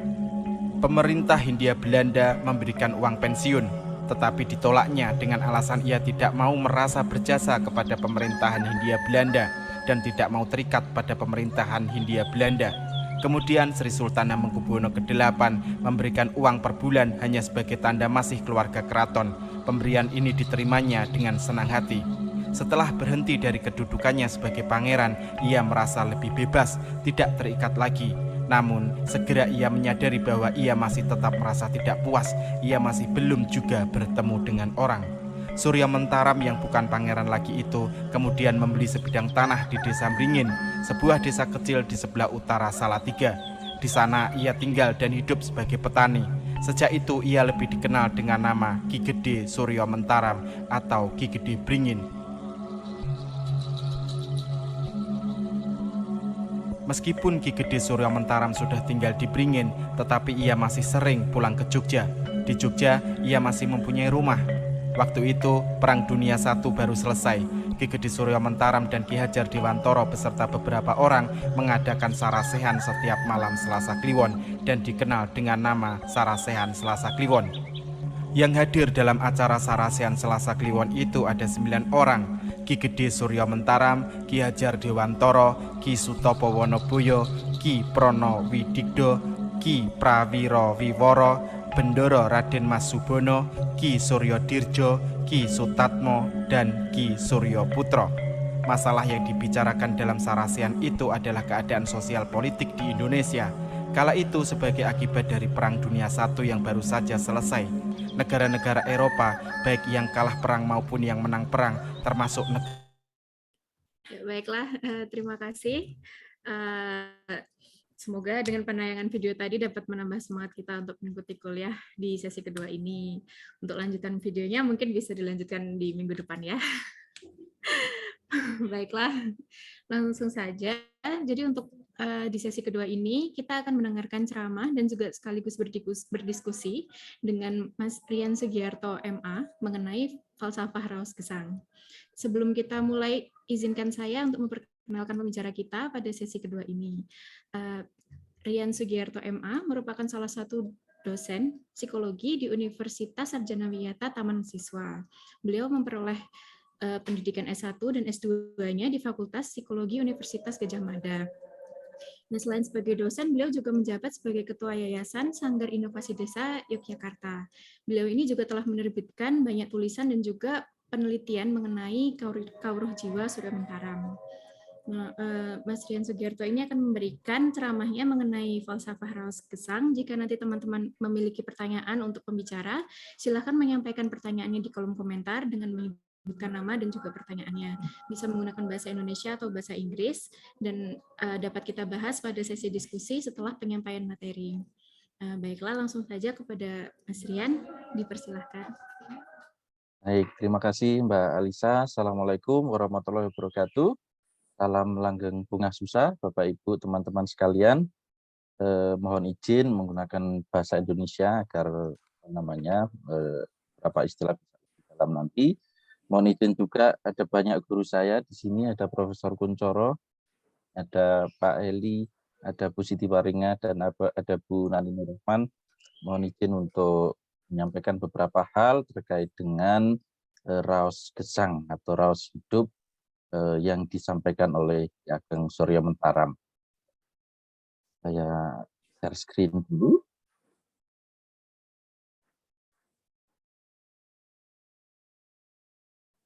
Oke, baik. Bapak Ibu, teman-teman sekalian, kalau kita cermati, saya kira di beberapa pertemuan yang lalu sudah banyak disinggung terkait dengan bagaimana pengalaman hidup Ki Ageng Suryomentaram, bagaimana kemudian penemuan-penemuan gagasannya, teorinya, begitu ya, yang kemudian dikenal dengan kawruh jiwa atau kawruh do, atau kemudian juga beberapa dikenal dengan istilah psikologi rasa, gitu ya. Saya ingin memperkenalkan diri dulu. Ini beberapa buku yang sempat saya sunting. Buku pertama, Psikologi Raos, Saintifikasi Kawruh Jiwa Ki Ageng Suryomentaram. Buku ini waktu itu kami dedikasikan untuk penyelenggaraan Sekolah Kawruh Jiwa Ki Ageng Suryomentaram yang diselenggarakan selama 4 tahun berturut-turut di Fakultas UGM dari tahun 2003 sampai 2016. Kemudian buku kedua, ini buku yang disponsori oleh Dinas Kebudayaan Yogyakarta untuk melakukan penelitian sekaligus merumuskan gagasan-gagasan atau pemikiran-pemikiran tentang jiwa dari Ki Ageng Suryomentaram. Kemudian ini beberapa buku yang kami anggit dengan beberapa kolega, termasuk tulisan dari Marcel Bonneff dan Profesor Samya Sumici yang kemudian memperkaya gambaran ataupun kajian terkait dengan kawruh jiwa Ki Ageng Suryomentaram. Sebelum masuk di falsafah raos gesang, saya ingin memulai dengan gambaran terkait dengan rasa. Sebenarnya rasa itu apa? Dalam konteks perbincangan sehari-hari, apalagi misalnya dalam konteks akademik, saya kira kita selalu menempatkan rasa pada ruang yang periferal, gitu ya. Dalam perbincangan sehari-hari, misalnya kita dengarkan itu kan rasomu, dengan pakai rasa, harus dengan logika, dengan nalar dan seterusnya. Sehingga gambaran-gambaran itu yang kemudian menarik, gitu ya, bagi kami. Apakah dalam konteks pengambilan keputusan kita sebagai manusia, khususnya orang Jawa, begitu, apakah kemudian betul-betul menempatkan rasa itu pada ruang yang periferi, atau justru kemudian rasa menjadi sesuatu yang embedded dalam kehidupan kita sehari-hari. Kita lihat yang pertama-tama mengenai apa itu rasa. Oke, Bapak Ibu sekalian, kalau kita cermati sebenarnya kata rasa itu sendiri itu berasal dari bahasa Sanskerta yang berkembang awal di India, kemudian menyebar, gitu ya, ke seluruh penjuru Nusantara. Kata rasa yang paling tua di Nusantara itu kita temukan di prasasti Canggal di Gunung Wukir dengan penanda tahun candra atau candra sengkala yang berbunyi Sruti Indriya Rasa. Jadi ilmu indera rasa ini ditemukan, prasasti ini dibangun di tahun 654 Saka atau 732 Masehi. Dan kalau kemudian kita lihat di dalam teks gitu ya, salah satu teks tertua yang menempatkan istilah atau kata rasa ini ada di kitab yang namanya kitab Natya Sastra. Yang ini dinisbatkan kepada Bharata. Bharata ini seorang muni atau orang bijak gitu ya di India kuno. Di dalam kitab ini sebenarnya adalah kitab traktat seni pentas, seni pertunjukan begitu, yang kemudian kata rasa itu kita temukan di bab 6. Ada cukup banyak istilah-istilah yang kemudian menggambarkan bagaimana rasa itu dipentaskan gitu ya, diwujudkan di dalam bentuk-bentuk pertunjukan. Nah, rasa di sini di dalam kitab Natya Sastra ini lebih sebagai perwujudan rasa-rasa emosi, sentimental dan sebagainya yang kemudian dipergelarkan di dalam penokohan-penokohan para aktor-aktornya gitu. Nah, kalau kita cermati sebenarnya perbendaharaan kata itu sudah ada di kata rasa, itu sudah ada di bahasa Jawa kuno, kemudian juga bahasa Jawa modern, bahasa Indonesia maupun kemudian bahasa Melayu. Kita lihat misalnya di Filipina ada istilah atau ada kata lasa. Lasa gitu ya, kalau dilafatkan lasa gitu. Kemudian di Thailand itu ada istilah yang dilafatkan dengan rasa rosyad. Yang ketiganya, rasa, lasa maupun rosyad itu sama-sama memiliki istilah atau arti yang sama yang disebut sebagai rasa. Nah, yang menarik sebenarnya kalau kita cermati di Asia Tenggara, Jawa merupakan salah satu kebudayaan yang mengembangkan istilah rasa ini bukan hanya pada tataran sehari-hari, tetapi kemudian dinaikkan dalam tataran yang lebih filosofis, bahkan pada ruang-ruang yang sifatnya spiritual. Maka makna ini tentu saja lebih dalam daripada yang diutarakan, yang dipresentasikan di dalam kitab Natya Sastra. Sehingga bagi orang Jawa sesungguhnya rasa ini betul-betul dihayati gitu ya, menjadi pemandu di dalam berbagai ruang gerak kehidupannya. Kita mulai misalnya mengenal gitu ya, kalau beberapa kitab setelahnya misalnya di Wirid Hidayat Jati, di sana dituliskan sejatining manungso iku rasa ingsun lan ingsun iku rasaning menungso. Jadi sesungguhnya manusia itu adalah rasaku, besar gitu ya, dan aku itu adalah rasanya manusia. Juga kemudian Ki Mantap Sudarsono, ini saya kutip dari laman YouTube-nya Pak Hans Lakaya, yang mengatakan bahwa rasa itu darah, rah itu getih, getih itu darah. Jadi kalau rasa itu darah, kalaupun kemudian orang tanpa getih ya meninggal. Dan kemudian yang menarik apa yang disampaikan oleh Romo Magnis Suseno, dia mengatakan bahwa rasa itu merupakan kata kunci di dalam kehidupan Jawa. Di dalam rasa ini ada sifat miminus gitu ya, yang menakjubkan dan kemudian menggambarkan bagaimana seluruh realitas kehidupan orang Jawa itu membuka dirinya dengan rasa. Dan karena itu Romo Magnis mengatakan bahwa di dalam rasa orang Jawa itu mencapai kawruh sangkan paraning dumadi. Jadi ini pengertian tentang asal-usul penyatuan antara yang yang kekal dan yang profan gitu. Sehingga dalam konteks ini sesungguhnya rasa menjadi penunjuk atau pemandu jalan di dalam kehidupan orang Jawa. Mari kita mulai dengan mengajukan pertanyaan di mana kemudian letak rasa gitu ya. Saya mengutip dari apa yang ditulis oleh Ayu Utami di dalam Anatomi Rasa. Ketika ada pertanyaan di mana letaknya rasa, seorang mistikus dia akan menjawab kalbumu. Tapi bagaimana dengan kita yang kemudian hari ini dituntut dengan nalar ilmiah gitu ya, dituntut dengan nalar logis gitu, ketika ada pertanyaan di mana letak rasa di dalam artefak kebudayaan Jawa, nanti kita akan lihat di mana rasa kemudian kita temukan di dalam kehidupan kita sehari-hari. Kita mulai dari mengenal rasa sebagai lapisan pengalaman hidup manusia. Nah, mulai dari rasa ragawi atau indrawi ini seperti kalau kita mengenal panas, dingin, kemudian manis, kemudian asin dan seterusnya, ini disebut sebagai rasa ragawi.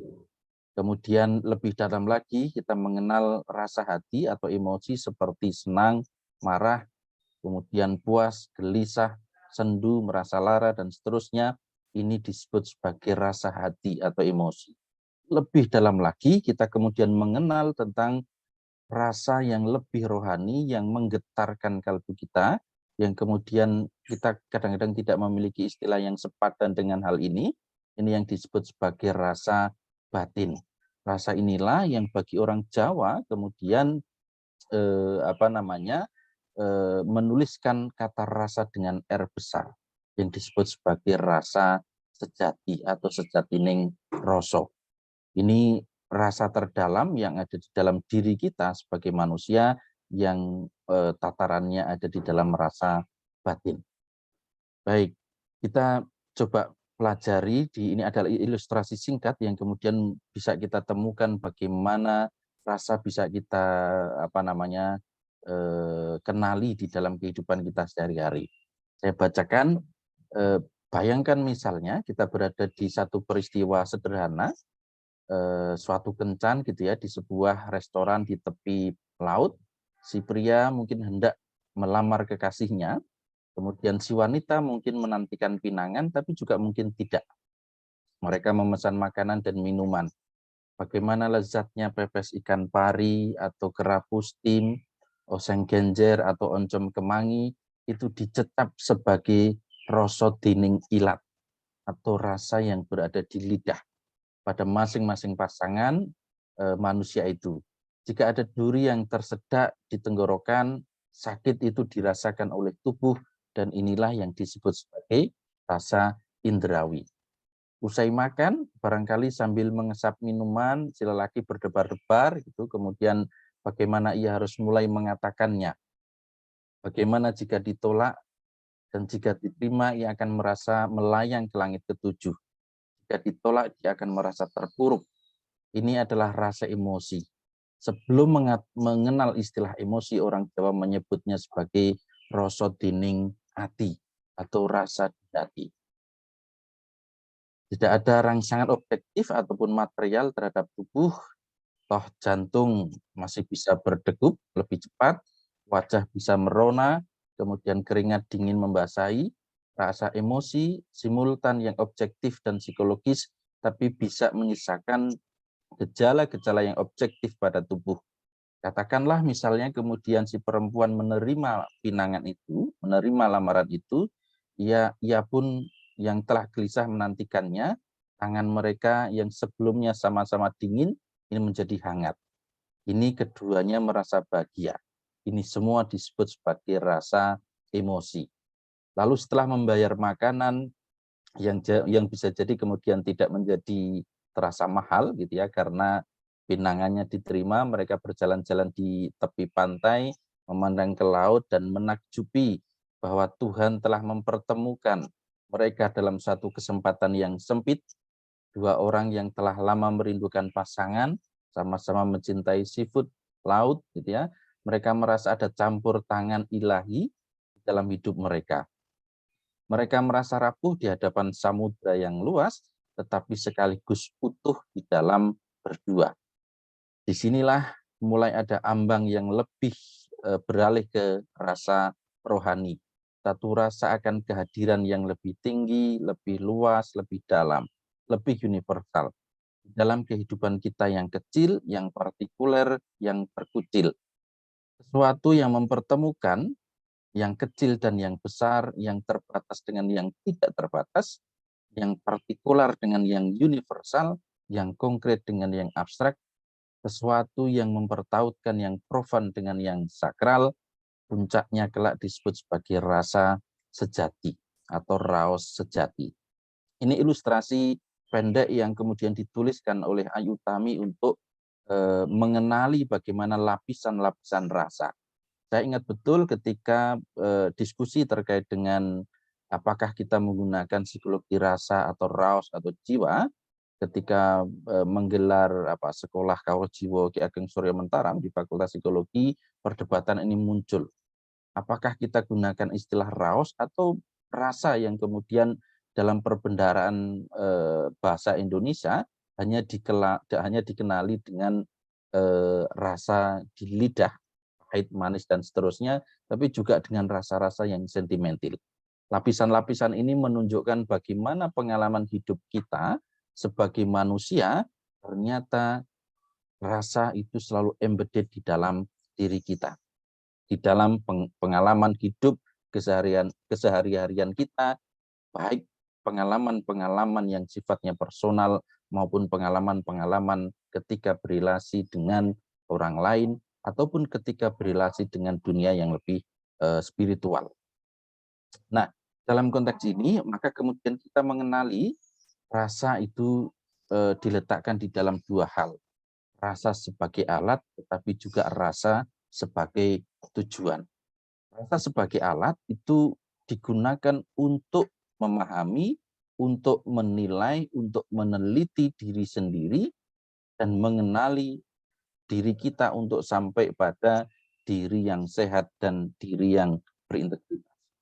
Sedangkan rasa sebagai tujuan, ini tadi istilahnya Romo Magni Suseno juga di Serat Wiradidaya Jati dan Ki Ageng Suryomentaram mengatakan nanti manunggaling kawula Gusti, adanya sangkan paraning dumati untuk mengetahui mana yang asal dan mana tujuannya. Di area rasa sebagai alat, ini area yang kemudian area psikologi yang kemudian meneliti, mengetahui istilah Ki Ageng Suryomentaram mangertosi raos gitu ya, alat untuk kemudian mengenali diri kita sendiri. Sedangkan rasa sebagai tujuan ini adalah ruang spiritualitas. Nah, bersatunya keselarasan antara rasa dan tujuan ini tentu saja mengembang berdasarkan waktu ya. Kalau tujuannya benar gitu ya, maka rasa sebagai alat itu akan menuntunnya. Maka pada titik ini, Bapak Ibu dan teman-teman sekalian, kita mengerti bahwa nanti di lapisan-lapisan struktur kromosomusnya Ki Ageng Suryomentaram, kita akan sampai pada manusia tanpa ciri. Manusia yang tidak lagi diombang-ambingkan oleh identitas-identitasnya, oleh catatan-catatannya. Maka sampai di sini kita ketahui bahwa rasa itu bisa kita gunakan sebagai alat dan rasa sebagai tujuan.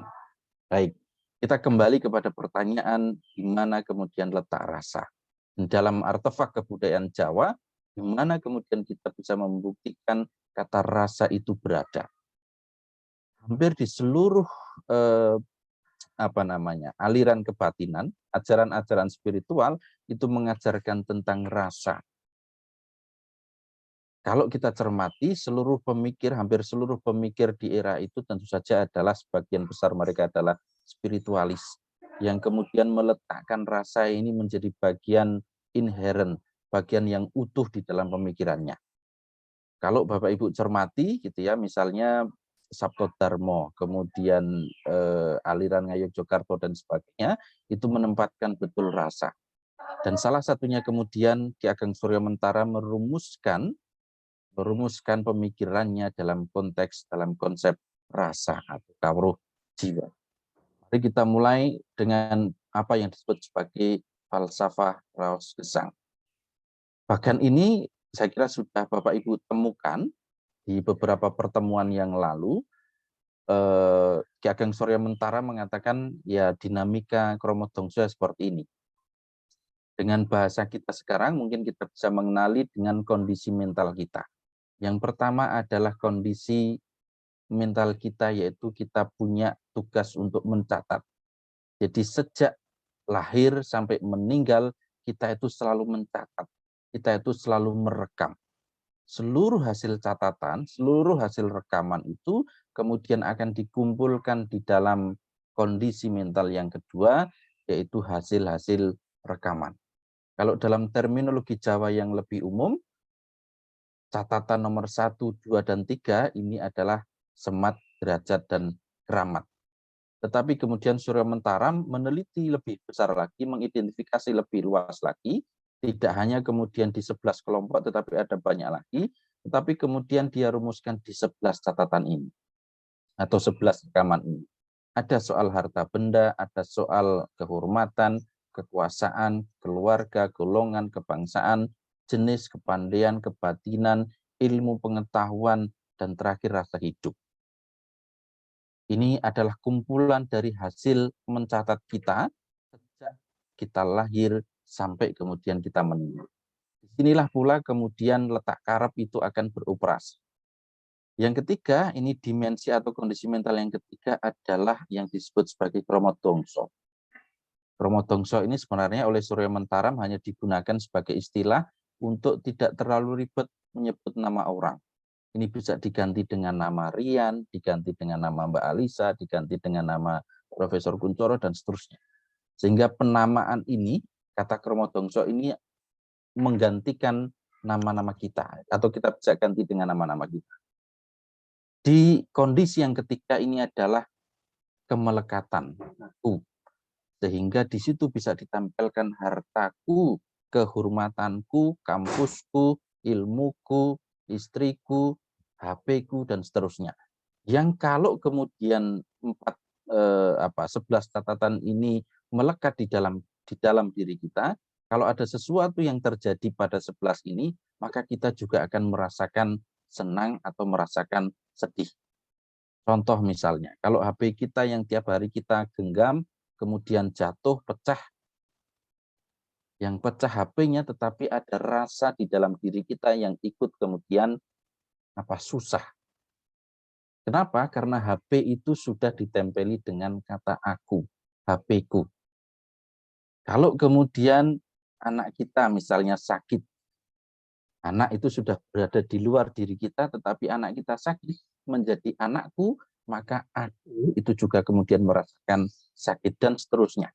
Ini akan berkaitan dengan banyak hal, harta benda, kehormatan, dan seterusnya. Kalau nama baik, gitu, katakanlah ya, nama baikku itu tercemar atau dilukai misalnya begitu ya, maka kita juga kemudian akan merasakan susah di sana. Maka di ukuran ketiga inilah yang disebut kadang-kadang teman-teman menyebutnya sebagai aku yang tidak sehat, aku yang sakit. Kenapa? Karena ada kemelekatan kataku itu tadi. Dan di level inilah nanti sebenarnya catatan-catatan ini kan selalu didorong oleh karep, selalu didorong oleh keinginan, dan kita tahu sifat keinginan itu harus dipuaskan. Karep itu sifatnya wajib atau harus dipuaskan. Nah, 11 catatan ini saling mendahului untuk dipuaskan. Kalau kemudian kita berkumpul hari ini, sesungguhnya yang sedang coba dipuaskan adalah rasa tentang kepandaian dan ilmu pengetahuan. Sehingga kita semua berada di forum sekarang ini untuk memuaskan catatan atau memuaskan identitas tentang kepandaian dan ilmu pengetahuan. Gitu ya. Dan ini didorong itu terus. Sehingga kalau kemelekatan yang ada di dalam 11 inilah, kalau kemudian ditempelkanku, orang lain juga mengalami identitas yang sama dan punya kunya sendiri, akunya sendiri, ketika bertemu dan tidak dipenuhi ada bentrokan akunya. Aku saya bentrokan dengan aku, misalnya istri saya, aku saya bentrokan dengan akunya teman saya, kolega saya, yang di situ kemudian ada banyak konflik yang terjadi. Dan kalau kita analisis, sesungguhnya seluruh konflik kita gitu ya, itu dimulai karena karep yang didorong atau mendorong seluruh catatan ini. Konflik tentang golongan, konflik tentang jenis kelamin, konflik tentang bawahan dan atasan misalnya. Konflik tentang suku, konflik tentang agama, itu ada di diri semua. Karena apa? Karena melekat kata aku di situ. Nah, di lapisan keempat, kondisi keempat itu adalah kondisi manusia tanpa ciri, kondisi manusia yang sehat. Tetapi yang menarik justru sebenarnya gagasan Suryomentaram ada di lingkaran ini yang disebut sebagai jalan pratikan. Semua orang mencatat, memiliki catatannya masing-masing, dan karena catatan kita itu berbeda, maka kita unik, kita berbeda dengan satu dengan yang lainnya.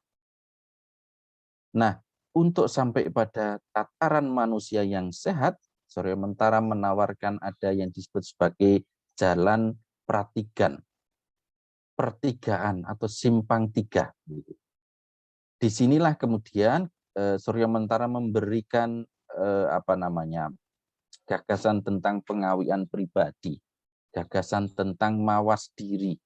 Kalau kita berhasil melakukan mawas diri, ya kita akan naik ke ukuran keempat atau ke kondisi keempat. Tapi kalau kita gagal dalam melakukan mawas diri, gagal dalam pengawian pribadi, kita akan turun lagi di ukuran yang ketiga atau di kondisi yang ketiga, yaitu kromotongso. Bahkan ini saya gunakan untuk kemudian memulai gambaran kita tentang rasa hidup atau raos besar. Suryomentaram menjelaskan sebenarnya dengan cara yang sederhana. Dia mengatakan bahwa falsafah atau filsafat rasa hidup manusia itu ya membaca atau memberi jawaban tentang apakah hakikat dari segala sesuatu yang ada di bumi dan di kolong langit. Dia membayangkan begini, segala sesuatu yang ada di bumi dan di kolong langit itu hanya ada dua, benda hidup dan benda tidak hidup. Benda hidup itu ya tumbuhan, hewan, manusia. Benda tidak hidup itu ya tangkir, piring, kursi, dan seterusnya. Benda hidup menurut Suryomentaram itu adalah benda yang bergerak, walaupun tidak digerakkan oleh benda lain. Tetapi benda tidak hidup, benda itu tidak bergerak, tidak bisa bergerak kecuali digerakkan oleh benda lain. Karena itu di dalam konteks Kaurudiwa, gerak itu sifatnya laku atau lelampahan atau laku. Dan diam ialah tetap pada tempatnya. Kemudian gerak ialah berpindah dari tempat, walaupun yang bergerak itu hanya sebagian. Dan karena itulah kemudian hidup itu ya bersifat gerak. Hidup itu yang bergerak, bertumbuh begitu.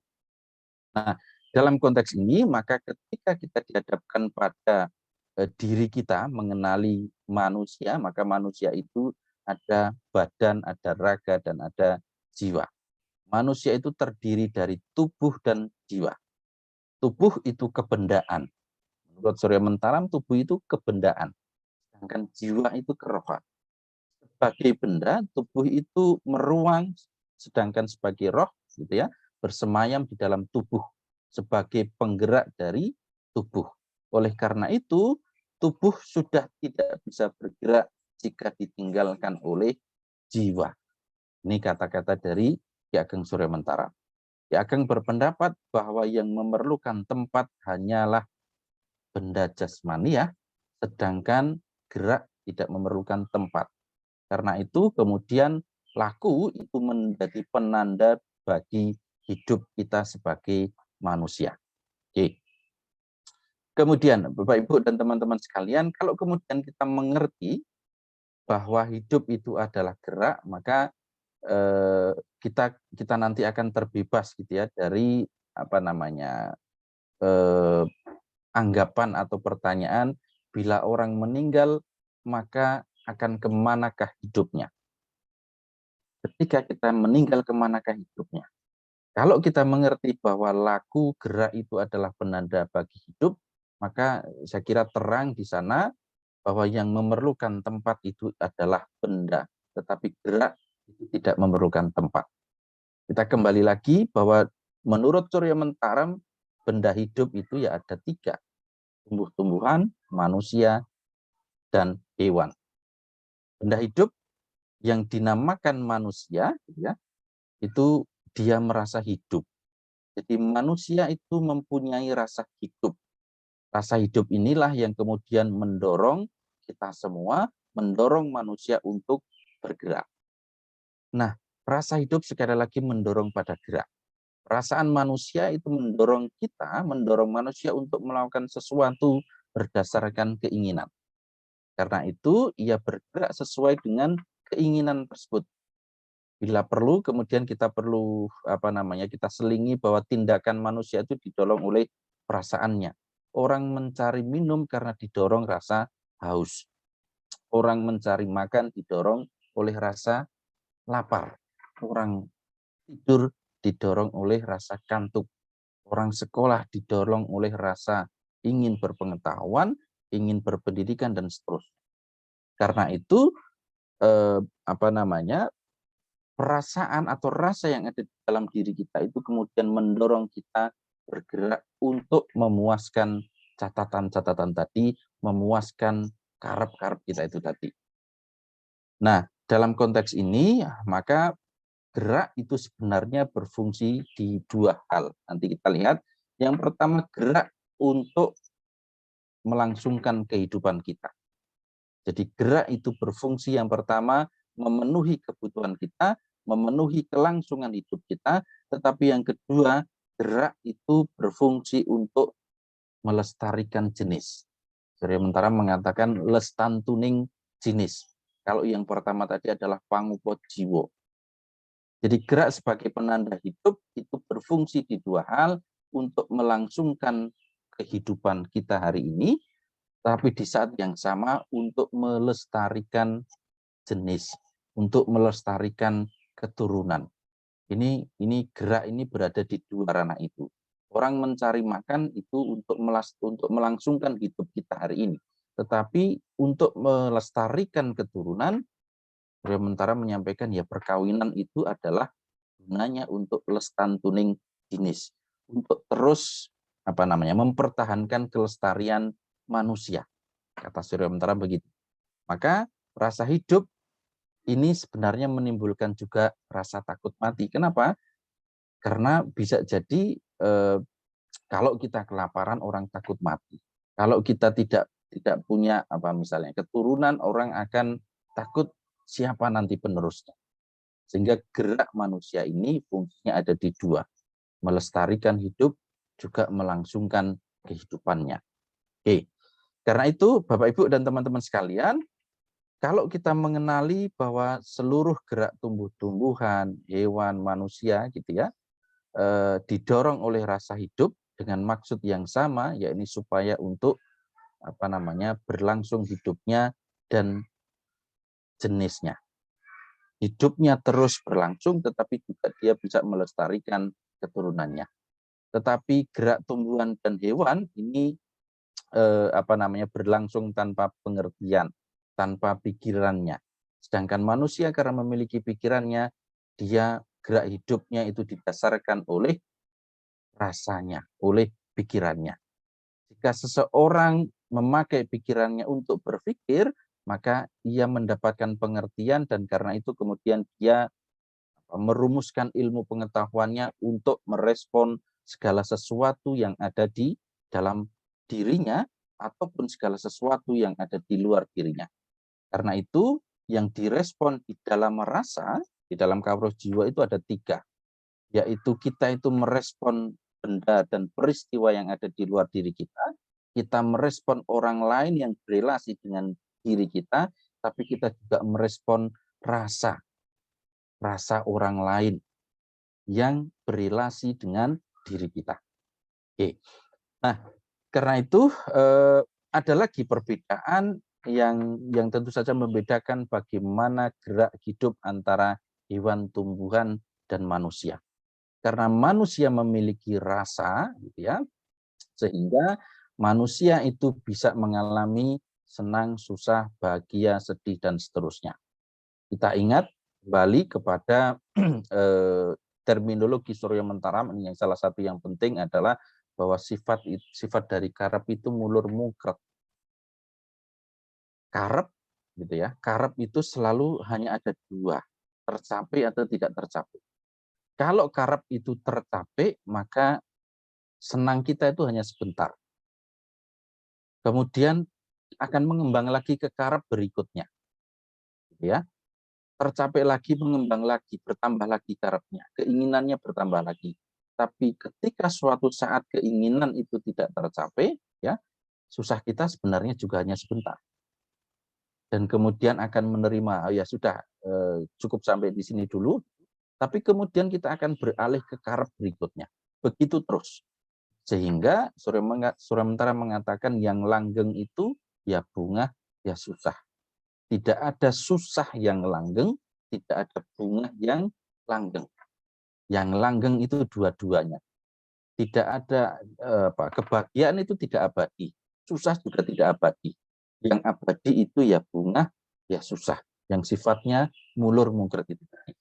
Sehingga kalau kita kemudian dihadapkan pada ke-11 catatan tadi, ya, mulai dari semat derajat keramat sampai kemudian rasa hidup, sesungguhnya kita mengetahui bahwa ya ke-11 catatan tadi itu harusnya disikapi dengan cara yang mulur mungkret, dengan cara yang seperti ini. Ya kalau senang ya akan bertambah lagi keinginannya, bergeser lagi keinginan berikutnya. Kalau susah dia akan menahan diri dulu, tetapi itu pun tidak lama. Dia akan beralih pada keinginan-keinginan berikutnya, beralih pada karep-karep berikutnya. Dan ini ada di dalam seluruh hidup kita sebagai manusia. Oke. Nah, Suryomentaram mengatakan bahwa hidup manusia itu adalah hidup yang berkelompok. Karena dia berrelasi dengan orang lain. Manusia tidak bisa hidup menyendiri. Ya istilahkan, ya samakan hidup kita sebagai manusia itu seperti lebah. Lebah itu selalu berkelompok. Bukan seperti gangsir. Bapak Ibu tahu ya, gangsir ya. Gangsir itu kalau dipertemukan ya salah satunya pasti akan berkelahi. Salah satunya akan meninggal, akan mati. Karena itu Suryomentaram mengatakan karena kita itu hidup berkelompok, maka perlu kemudian kita mengenali rasanya orang lain, bukan hanya rasa diri kita sendiri. Karena itu nanti Suryomentaram mengatakan kalau kita bisa temu dengan rasanya orang lain, kalau kita bisa memahami rasanya orang lain, maka akan ada di sana disebut sebagai petuan rasa, pertemuan rasa. Gitu ya. Pertemuan rasa itu kalau rasa saya itu dimengerti sama dengan rasanya orang lain. Atau kita mengerti rasa orang lain itu dengan rasa kita. Sehingga di sana tidak akan memunculkan konflik. Di sana tidak akan memunculkan pertikaian ataupun peperangan. Nah, konflik itu sekali lagi muncul karena kita nggak ketemu. Rasa kita dengan rasa orang lain nggak ketemu. Misalnya, kalau kemudian gitu ya, contoh yang paling aktual hari ini ya misalnya bagaimana sebutan kata saya mohon maaf untuk menyebutkan ini gitu ya, kadrun gitu ya, atau kemudian cebong dan kampret misalnya. Ini adalah sebutan-sebutan karena pertentangan identitas. Yang kalau kita menyebut kadrun misalnya, kita tidak tahu apakah kemudian yang kita sebut orang itu sebagai kadrun rasanya bagaimana kalau kita sebut. Atau kemudian orang yang menyebut kita sebagai kadrun begitu. Sehingga dalam konteks ini sesungguhnya kita tidak pernah ketemu sebagai orang gitu ya, sebagai manusia tidak pernah ketemu, tidak pernah terjadi petuan rasa, tidak pernah terjadi petuan rasa. Sehingga konflik itu akan terus terjadi. Nah, karena hidup kita itu berkelompok, kata Suryomentaram, maka manusia sesungguhnya harus mengerti rasa bersatu di dalam masyarakat itu yang seperti apa. Ya. Nah, karena itu kemudian pergaulan itu menjadi penting. Suryomentaram mengatakan seserawungan itu adalah bagian dari hidup kita. Dan ketika kita bergaul dengan orang lain, yang muncul itu hanya ada dua. Seluruh rasa kita tadi sebenarnya kalau dikelompokkan itu ada dua. Rasa suka dan rasa benci, yang akibatnya kemudian adalah rasa enak dan rasa tidak enak. Dalam berhubungan dengan orang lain hanya dua itu. Suka dan benci, hasilnya nanti enak dan tidak enak. Ya, kalau kemudian kita mengerti bahwa apa itu manusia, gitu ya, Manusia itu ya benda yang hidup yang punya rasa. Saya adalah makhluk yang punya rasa, sementara lawan bicara saya juga makhluk atau makhluk hidup yang punya rasa, gitu ya. Kalau ini kemudian dipertemukan, rasanya terhadap bisa menanggapi benda, bisa menanggapi orang, ataupun rasa itu tadi ketemu, maka sesungguhnya tadi ketemu pedoman raus itu tadi. Maka rasa dalam hal ini adalah hakikat dari kemanusiaan kita, adalah rasa itu sendiri. Nah, Bapak Ibu dan teman-teman sekalian, ini dua kelompok besar yang oleh Suryomentaram disebutkan adalah rasa suka dan benci. Akibatnya nanti sebenarnya gambarannya akan begini, kalau kita menanggapi barang, orang, gagasan, dan rasa itu dengan rasa suka, gitu ya, yang ditanggapi tiga ini, kalau cara kita menanggapinya dengan rasa suka, maka ada rasa ketawa di sana, ada rasa bahagia di sana, tidak lagi sewenang-wenang dan seterusnya. Tapi kalau yang kemudian kita menanggapi dengan rasa benci, gitu ya, ada marah, ada malu, ada terganggu, dan seterusnya. Disinilah kemudian dari rasa marah, malu, terganggu, itu kemudian akan muncul tindakan-tindakan kita. Tetapi kalau kita meneliti, kita mengerti dan menanggapi dengan rasa yang benar, ya, maka kita akan melihat orang lain itu dengan rasa kita. Kita akan menemukan orang lain dengan rasa kita sendiri. Dan karena itu kemudian kalau kita bisa luar, kita bisa sampai pada pengawian pribadi kita berhasil menggunakan konsep mawas diri kita itu, dan sampai pada tataran keempat manusia tanpa diri, sesungguhnya disitulah letak zero limitnya. Saya menggunakan istilah yang sering disebutkan oleh almarhum Pak As'ad gitu ya, dengan zero limit. Zero limit itu kita sudah tidak lagi diganggu dengan identitas-identitas, diganggu dengan catatan-catatan yang 11 tadi. Jadi kita melihat diri kita itu sudah keluar dari 11 catatan, dan ketika mengetahui itu, orang lain mengetahui hal yang sama, maka di sana disebut sebagai istilah manusia tanpa ciri. Tapi posisi manusia tanpa ciri ini bukan posisi yang mandek di atas. Kalau kita sampai di sana, kemudian ada di sana terus, tidak. Kenapa? Karena tadi manusia masih didorong oleh karep. Dan 11 catatan tadi itu tiap hari, detik demi detik, kemudian jam demi jam, waktu demi waktu, dan seterusnya, itu selalu ingin dipuaskan. Sehingga walaupun misalnya hari ini kita sampai di posisi manusia tanpa ciri, bisa jadi 2 jam, 3 jam berikutnya kita bisa turun ke kromodongso. Sehingga posisi manusia tanpa ciri itu tidak berhenti. Dia akan fluktuatif naik turun. Dan terminologi kita barangkali ya mindfulness itu ya manusia tanpa ciri. Gitu ya. Menyadari keadaan kita, here and now itu tadi, tapi Suryomentaram menambahkan kata gelem. Bukan hanya saiki, neng kene, mengkene, gelem. Jadi bukan hanya hari ini dan di sini, tapi Suryomentaram menambahkan kata gelem, kata mau di sana. Saya kira itu yang saya sampaikan, nanti kita bisa diskusikan secara lebih mendalam. Terima kasih. Assalamualaikum warahmatullahi wabarakatuh. Saya kembalikan ke Mbak Alisa. Terima kasih banyak Mas Rian Sugiharto atas materinya. Kalau boleh saya simpulkan sedikit ya, mungkin berarti rasa rasa itu tuh merupakan hakikat dari manusia, dan tanpa adanya rasa itu manusia hanya sekedar tubuh yang tidak hidup gitu. Dan raus gesang itulah yang kemudian mendorong manusia untuk bergerak. Nah, kalau itu kita langsung masuk ke sesi diskusi. Yang pertama ini tadi minta konfirmasinya tadi ada di kotak itu dimensi 2 yang sekotak dengan kromodongso itu tadi dimensi 2 atau dimensi 3 ya Pak? Yang tadi di presentasi tadi di bagian yang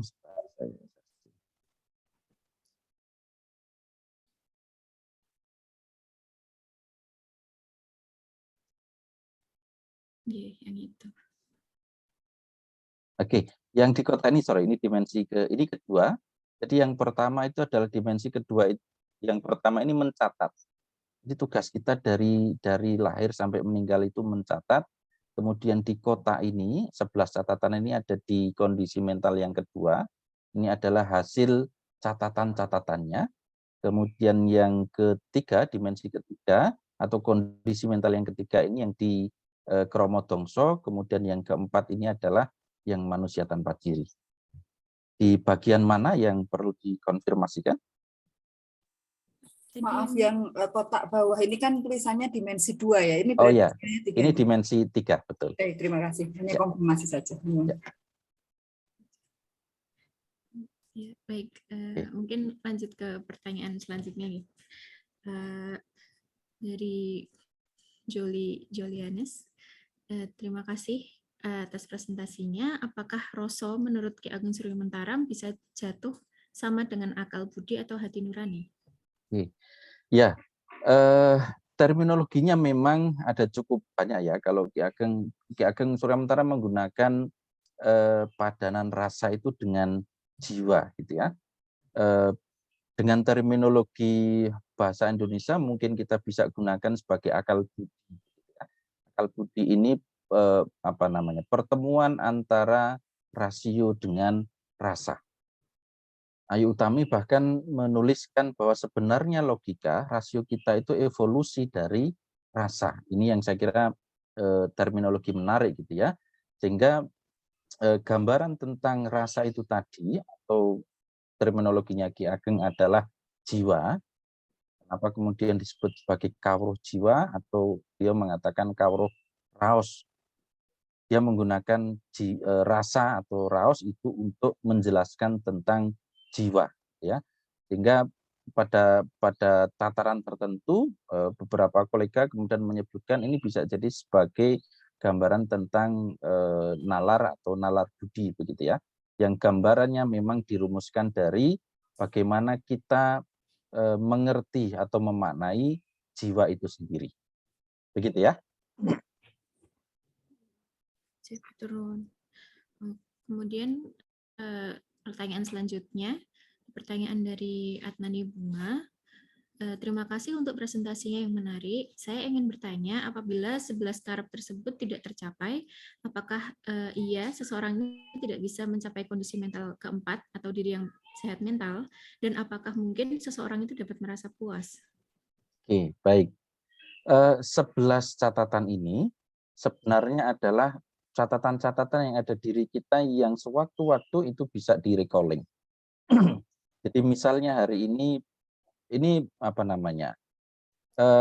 tuntutan dari 11 catatan ini memang harus dicapai. Karena itu kemudian oleh Suryomentaram disebutkan bahwa 11 ini saling bertempur di dalam diri kita. Mana dulu yang harus dipuaskan? Misalnya, apakah kita akan melanjutkan karir dulu atau sekolah dulu misalnya? Kalau kemudian pilihan kita misalnya sekolah dulu gitu ya, maka sebenarnya yang menang ya di identitas soal ilmu pengetahuan ataupun kepandian misalnya. Sehingga yang catatan lainnya kemudian diturunkan atau ditutup begitu ya. Meskipun sebenarnya Ki Ageng Suryomentaram mengatakan ke-11 catatan ini tidak pernah mati. Hanya kemudian tergantung apakah kita mensuplainya, istilahnya direwes ya, kalau di Jawa itu direwes, diperhatikan betul. Kalau diperhatikan betul, maka bagian-bagian yang diperhatikan betul itu yang akan tumbuh menjadi besar.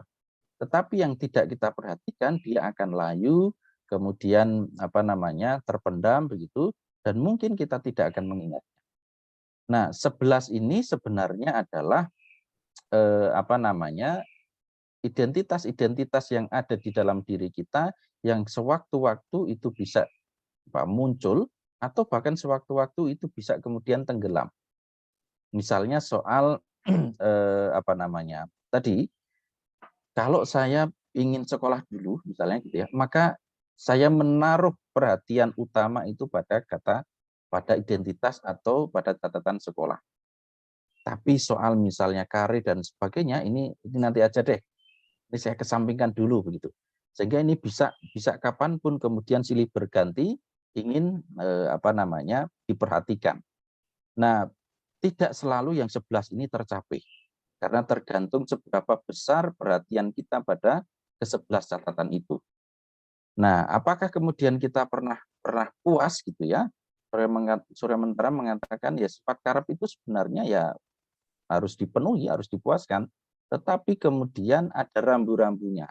Nah, simpang 3 itulah yang kemudian menjadi rambu-rambu. Bagaimana cara memuaskannya? Nah, karena sifat karep itu selalu mulur dan mungkret gitu ya, setiap kita kecapai satu keinginan, dia akan nambah lagi keinginan. Setiap kecapai lagi akan nambah lagi. Tapi suatu ketika kita mentok, nggak bisa mencapainya, kita akan menahan diri. Oh, kita sampai di sini dulu.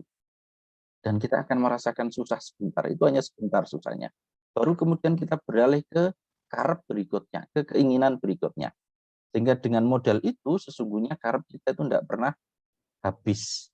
Karep atau keinginan kita itu tidak pernah mati. Kita akan berubah terus dari karep satu ke karep berikutnya. Dan karep itu ya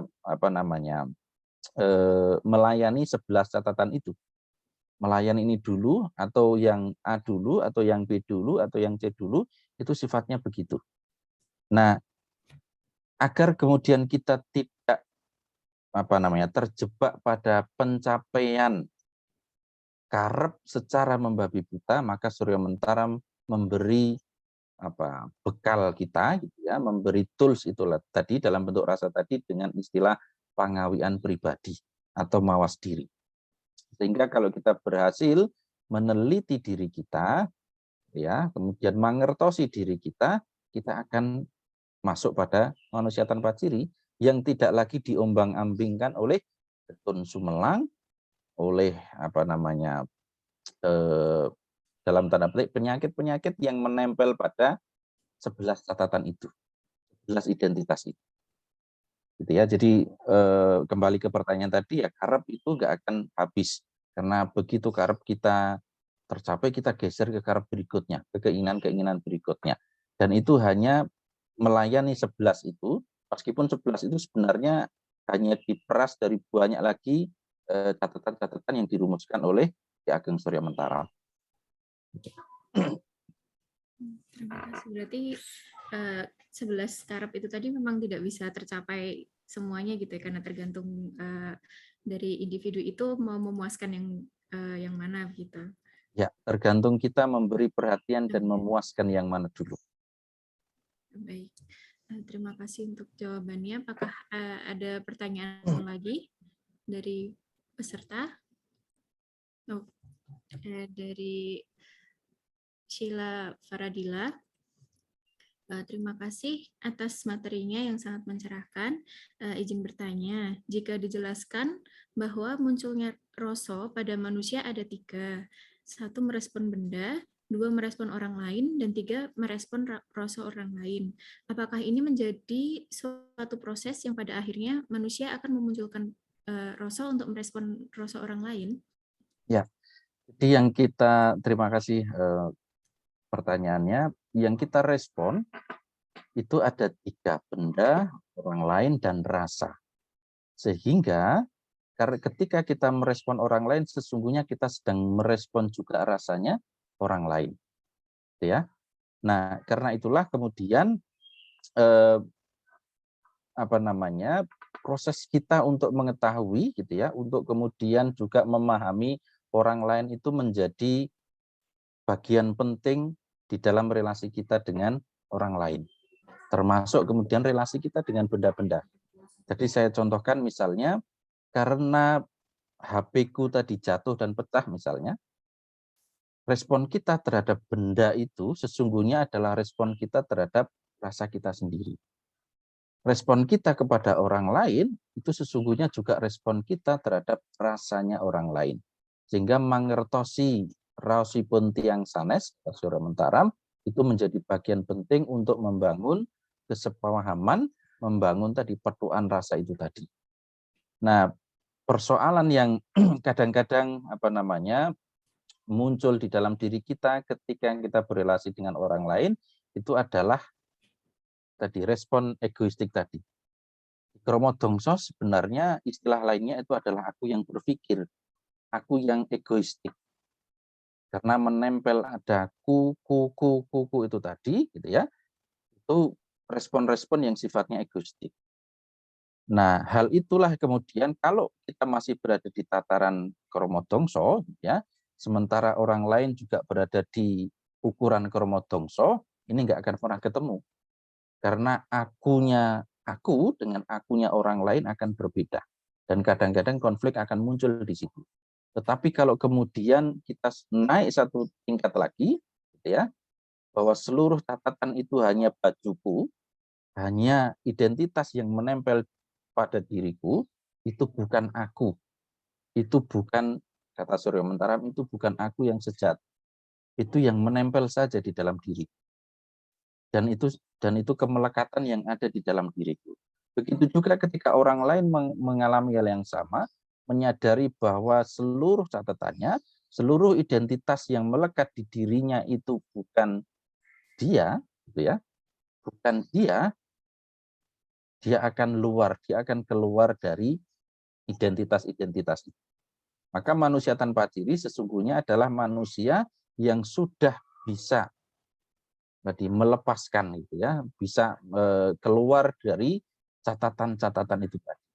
Tidak lagi disibukkan, tidak lagi diganggu oleh ke-11 catatan. Sehingga dia betul-betul sampai pada istilah yang digunakan zero limit atau manusia tanpa diri. Di sanalah kemudian relasi kemanusiaan itu muncul. Melihat manusia itu sebagai manusia.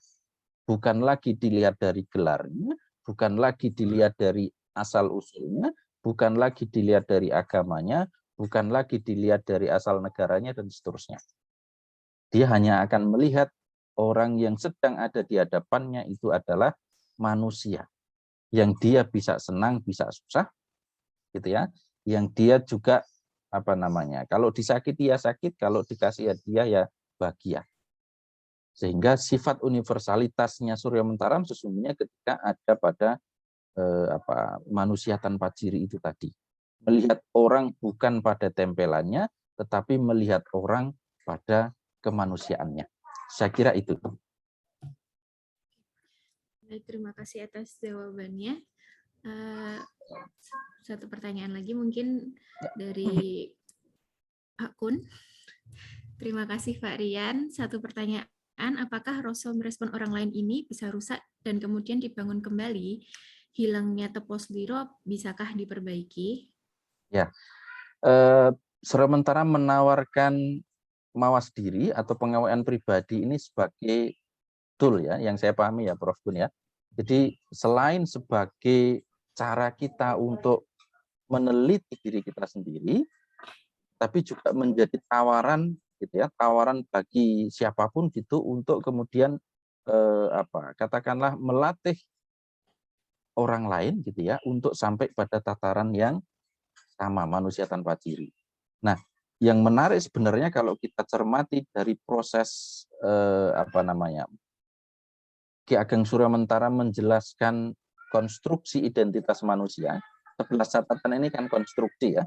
Orang dibangun, dilabeli, diberi ciri dengan 11 catatan ini. Tapi Suryomentaram juga menawarkan cara mendekonstruksinya. Menawarkan cara untuk melepaskan identitas yang sudah dibangun ini dengan apa? Dengan cara mawas diri atau pengawalan pribadi. Sehingga kalau kemudian kembali ke pertanyaan Prof. Kun, kalau kemudian rasa merespon orang ini, apakah kemudian bisa rusak dan dibangun kembali gitu ya? Apakah kemudian hilangnya tepos seliro bisa diperbaiki? Saya kira masih sangat mungkin. Yang terjadi pada periode-periode ketika Ki Ageng Suryomentaram itu, ya, ketika ada orang-orang datang ke Ki Ageng Suryomentaram, sebenarnya orang-orang yang datang ini kalau dalam anggapan saya tepos selironya sebenarnya sudah rusak juga gitu ya. Dia seorang maling, dia seorang pemerkosa dan seterusnya. Ketika datang kepada Ki Ageng Suryomentaram, seluruh gagasannya, seluruh praktek hidup orang-orang yang datang ini kemudian coba dibongkar, ya.